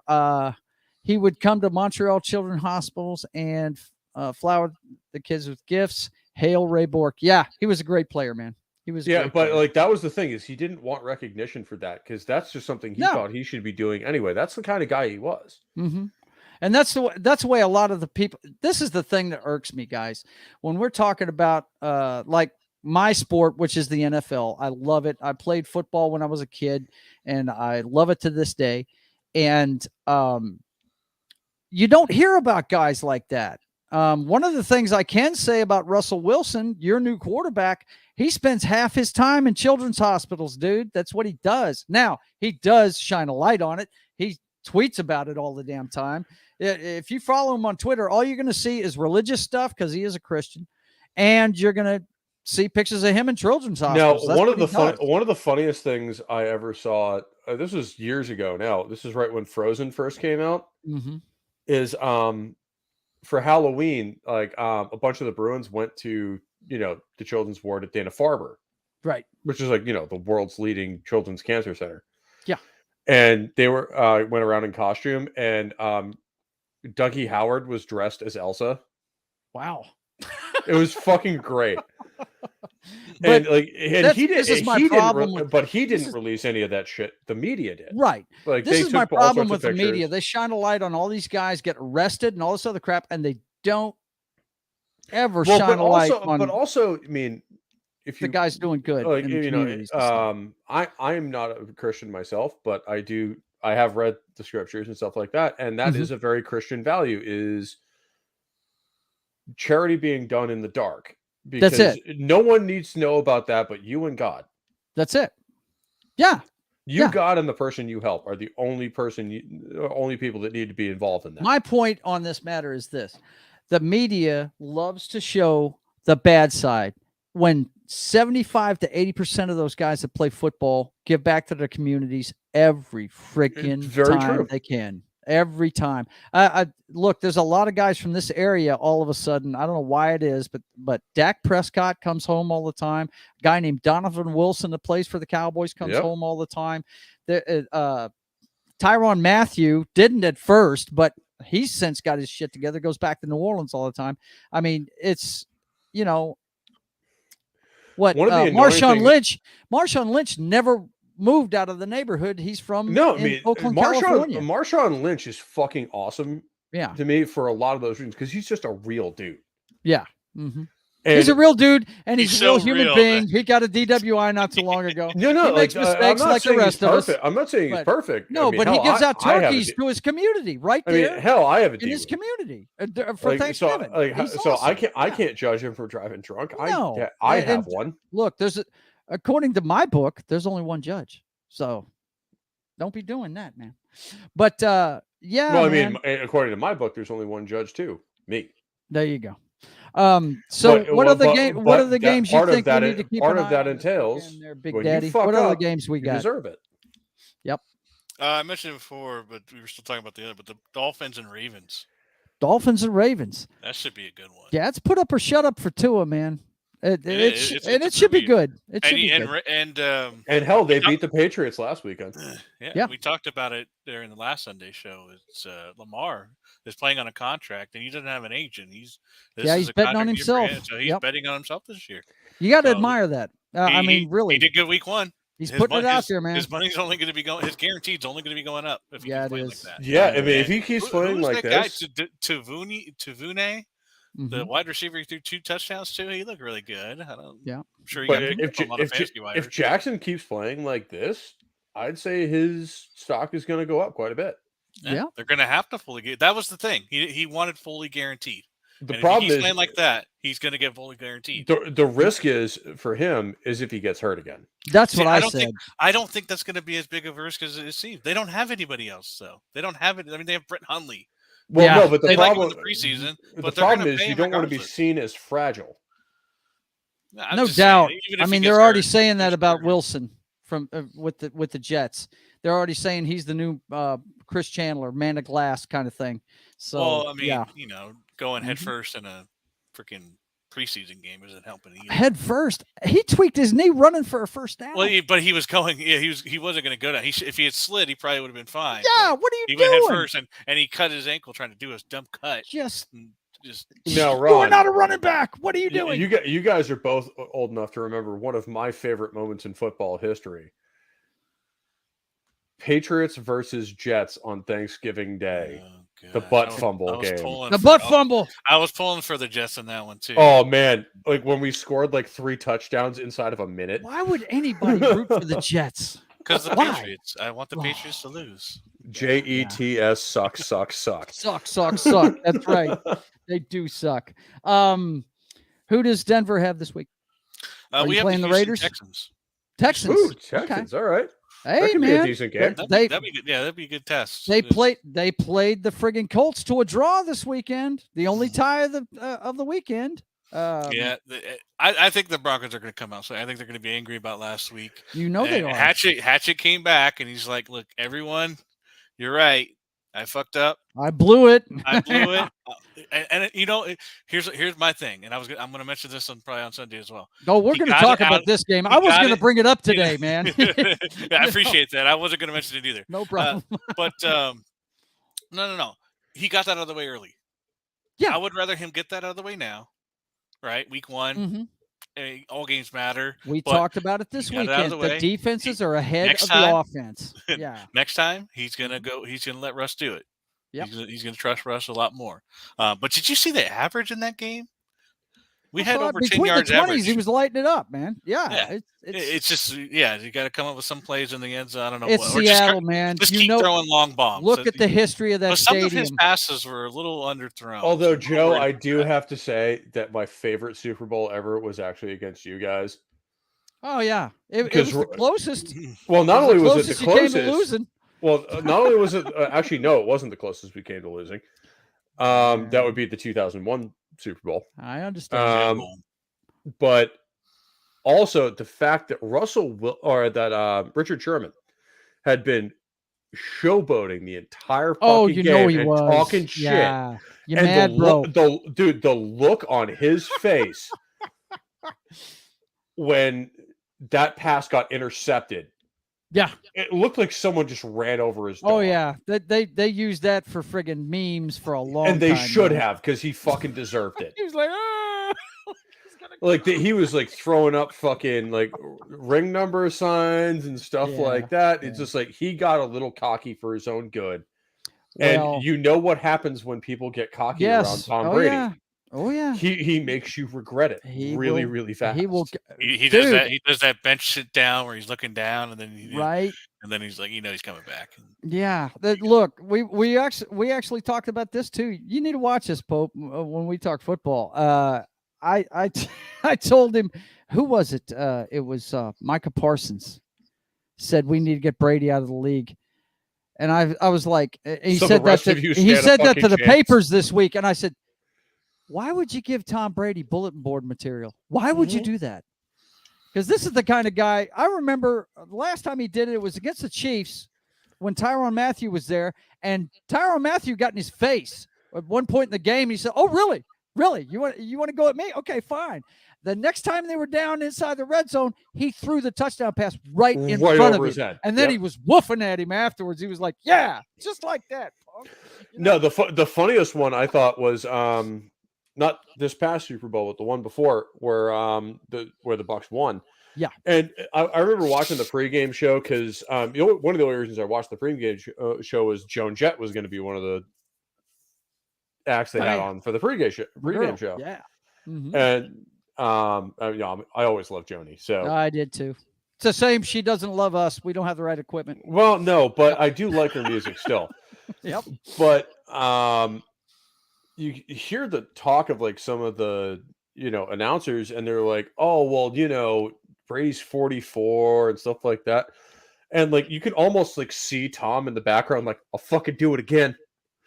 Right? I'm telling you. You know, the next morning, I forgot to. I don't know if I texted this to you or not, but on the way to work, I was listening to our talk radio, and they were doing their end, going into commercial spiel, and you know the local news or whatever. They're like, in sports, the Broncos beat the Seattle 17-16, and I just busted out laughing. I'm like, did they really just mix up the team? They said that they. I was like, oh my god! I cracked up. This is 5:30 in the morning, and I'm just cracking up because they said that. I was like, are you kidding me?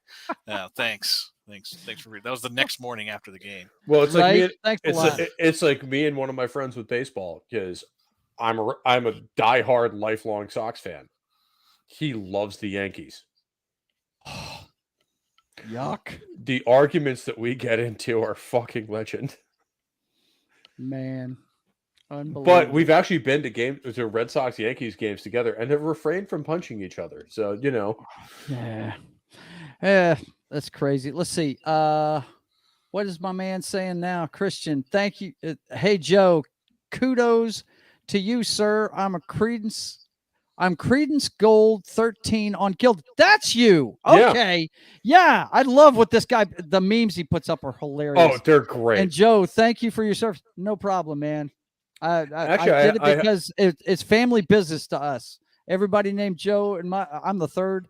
We were all in the Army. I was just showing off a picture of my dad earlier today to when I said I had him on the channel, he was actually on one of my episodes of Rock and Roll Religion. We were talking about Creedence Clearwater Revival. Yeah. I really, the first stream I was ever invited on, I couldn't go to because I didn't know he started so early, and that was 70s Rock Fan did a Creedence show, and we're sitting down to dinner after the gym, and you guys are already on, and I'm like, damn, let me type him. That's where I told you about the screening prevention show I was going to do, and that's the one you came on. That's the one I did with you. Yep.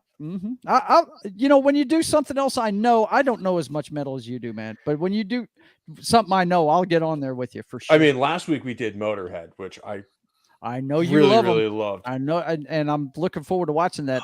Is that why you're wearing the shirt? Yeah. Well, I mean, that's not why I'm wearing the shirt. I just wore it to work today. He's advertising his stuff, man. I just wore it to work today because I mean I rotate band shirts out all the time. Joe, the next one I really want to have you on is for the early era of Rush. Okay, there you go. I'm down. Yeah, for sure. I call what's their lead singer's name, man? I'm having a senior moment. Geddy Lee. I call him the rock and roll witch.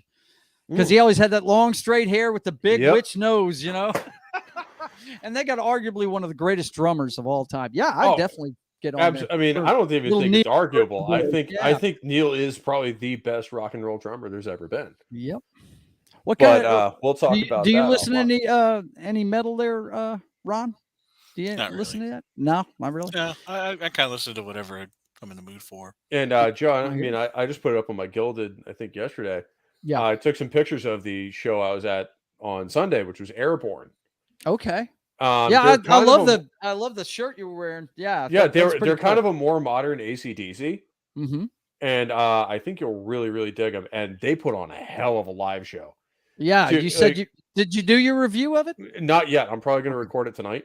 Okay. But they were chucking beers into the crowd. They were fucking. You know who else used to do that was Rod Stewart. Rod Stewart used to do that. He'd get a couple of tubs of Heineken iced down and start throwing. But the venue I saw them in was fucking tiny too. Mm-hmm. Like there was maybe 100 of us in there. So like the pictures I posted, I actually took. I was up at the barrier. And like, dude, at certain points, the lead singer's guitar went over my head. Wow. What is Christian talking about here? Hey guys, my boy is now a full pledge member of Canadian military. Is he Canadian? Yes, he is. Yes, he is. He's from Montreal. Cool. Well, he's from Ontario, but he is French Canadian. Very cool. Very cool. And yeah, apparently why he's being so nice. His son just graduated. And thanks for liking my memes. I will post more. Yes, man. Absolutely. They're funny as hell. You kill me. his son just graduated from training. So yeah. Rock on. All right, dude. guys. Well, we didn't hit all the subjects I wanted to, but we're going to go ahead and start wrapping this thing up because I've got food coming pretty quick here. I'm going to go to bed. I'm shocked you're up so late, buddy. Listen, I have to record. Pope, go ahead and tell them where you're going to be this week, man. Well, I am going to be, as soon as I get this recorded, which is probably going to be right after I jump off here, I'm going to be talking about my experience with the Airborne show I saw on Sunday. And also, sometime this week, probably, I am going to be recording a review of Megadeth's new album, which I really, really dig, and I think you guys will too. And then on Sunday, as always, we have my own show, Rock and Roll Religion, over on my channel. And you know what? We talk some rock and roll, tell some jokes, do some dumb shit, and generally just act like idiots on the internet, which, I know you guys all enjoy. So I'd appreciate if you all can come over and hang out with us. And in the meantime, you can usually catch me 1 or 2 nights a week on Twitch, where I play video games badly. And that's about it.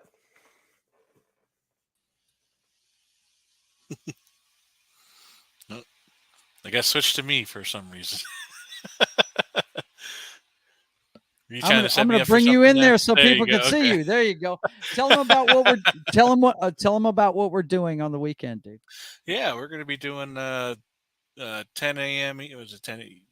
Was it 11 for me? 11 Eastern. 11 Eastern. 10 a.m. 2 hours before kickoff of the early games, guys. 2 hours before kickoff. Our NFL pick'ems. We're going to discuss the game. Pretty much, we're going to go down the list of each game and put our views on it. I'm completely wrong about the Cowboys, especially now since Dak is out forever. So I thought they were going to come out and crush the Bucs, but that didn't happen. But most of my games were decided by kickers. Yeah. Pretty much all of my losses were based on kickers either making it or not making it. So that was fun. Yeah. But no, and then my next month is basically just football, studying, and that's pretty much it. For this next month. Okay. Well, listen, guys, I want to thank my guests, Pope Metalicus I and the Nocster. Of course, you guys know where to find me. I'm right here. You've watched my channel now. And tomorrow night we'll have the Brothers Hack the Matrix, a talk show of 2 brothers. It was born of 2 brothers talking on the phone. My brother lives in a major city in the United States, and it's just conversations we used to have, only we do it live on YouTube now. We talk about everything current events and sports, comic books, everything we love. We do that every Thursday, 6:30 Central, 7:30 Eastern. And also, let's see, you got this show you're watching now. I'm going to be doing this regularly, 5:30 to 7:30. My wife is gone during this period. She's got a meeting she goes to, and she brings home dinner, and we get together and spend the rest of the evening together. So I'll be doing this every Wednesday, State of the Atmosphere. We'll just be talking to the chat, just like we did tonight. You never know who's going to show up. Whoever shows up, they might get an invite. We might talk about a bunch of different stuff. And then Saturday, the creation of my passion project, the comic book, continues. America's Pirate Patriot, Sketching the Privateer, with my good friend Justifier Jim on board to help me fill in the gaps when I get really intense into the drawing and stop talking. And also, as I was telling Pope, this is my Twitch show that I do. It starts on 11 o'clock on Sunday evening. That's Central Time. Till 2 in the morning. That's about as late as I can stay up now because I'm on day hours now. But I do that every Sunday and Monday nights at 11 o'clock. I play for about 3 hours. I switch games about every hour. I've got a PS2, PS3, PS4, PS5 to play on, and an Xbox 360. So if you guys come there, tell me what you want to see in the chat. If I own it, I'll have it for you. Okay? And I want to thank you guys again for showing up. Let me bring you back in here for one more second. Thanks a lot for coming, guys. Pleasure to talk to both of you, as always. Noc, I'll see you Sunday. And Pope, I'll be watching Sunday. Okay? Thanks for having me, man. And you have an open invite to the channel. Anytime you see a topic you want to cover, I know I kind of post them late sometimes. But anytime you see a band I'm talking about that you want in on, let me know, man. I appreciate it, brother. I appreciate it. Noc, I will see you Sunday. I'm going to send you guys out with. I usually do credits, but guys, I said I was going to talk about this dude, and I just have to show it because I love it so much. We're going to go out with the Alex Jones folk song. Because I love it so much. Ron, if you haven't seen that, you're about to have a treat. You guys have a good one. Until I see you again, keep on keeping on.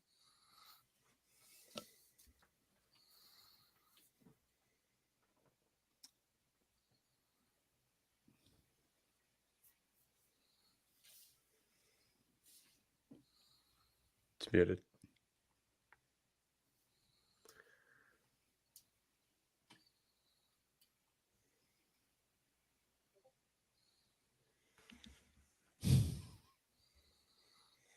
You got the sound on that?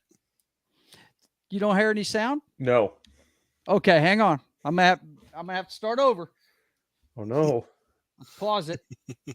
This is the beauty of live television.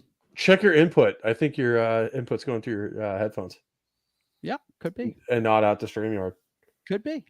Hang on. Let's see. Okay. I may have to mute myself and do this way. See if it goes. Okay. I'm just going to reshare it. Hang on. This is the beauty of live television, boys and girls. You get to see so how shit we actually are. Let's see. All right. Do that. And then we're going to reshare it. Come on. There we go. I probably didn't click the button like I'm supposed to. It's probably what I did. All right. You guys let me know if you can hear it now. Yes. The paradigm of absolute control. And that's why we're just out here doing simple things, pointing out that we're meant to be in nature and be natural. And this is where we find the source that God made to transcend the New World Order. And that's why they want to try to keep us out of it. I'm angry. I've had enough of these people. They're a bunch of Christian murderous scum. They're on giant death factories keeping babies alive, selling their body parts. What more do you need to know about these people? I go out and face these scum. They literally crawl out from under rocks. They have green looking skin and they run around screaming, we love Satan, we want to eat babies. I have them on video. Hillary's in the creepy, weird, sick stuff, man. She sleeps in the same room with that creepy, weird woman whose mother wears a hood over her head. That woman number one is ugly. Imagine how bad she smells, man. I'm told her and Obama just stink. Obama and Hillary both smell like sulfur.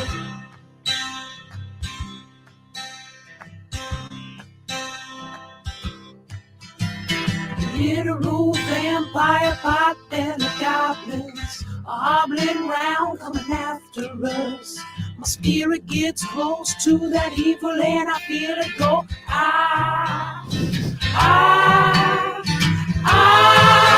We're such self-centered crap. We don't even notice hell itself rising up against us. Millions upon people of the very worst type, and I'm so pissed. We're gonna stare your daughter at the mall. We're gonna stare your wife, your son. We're gonna stab you with a butcher knife, and then the police chief is gonna say, we love our Somalis, we love our Muslims. Oh, they're so good, oh, they're so sweet.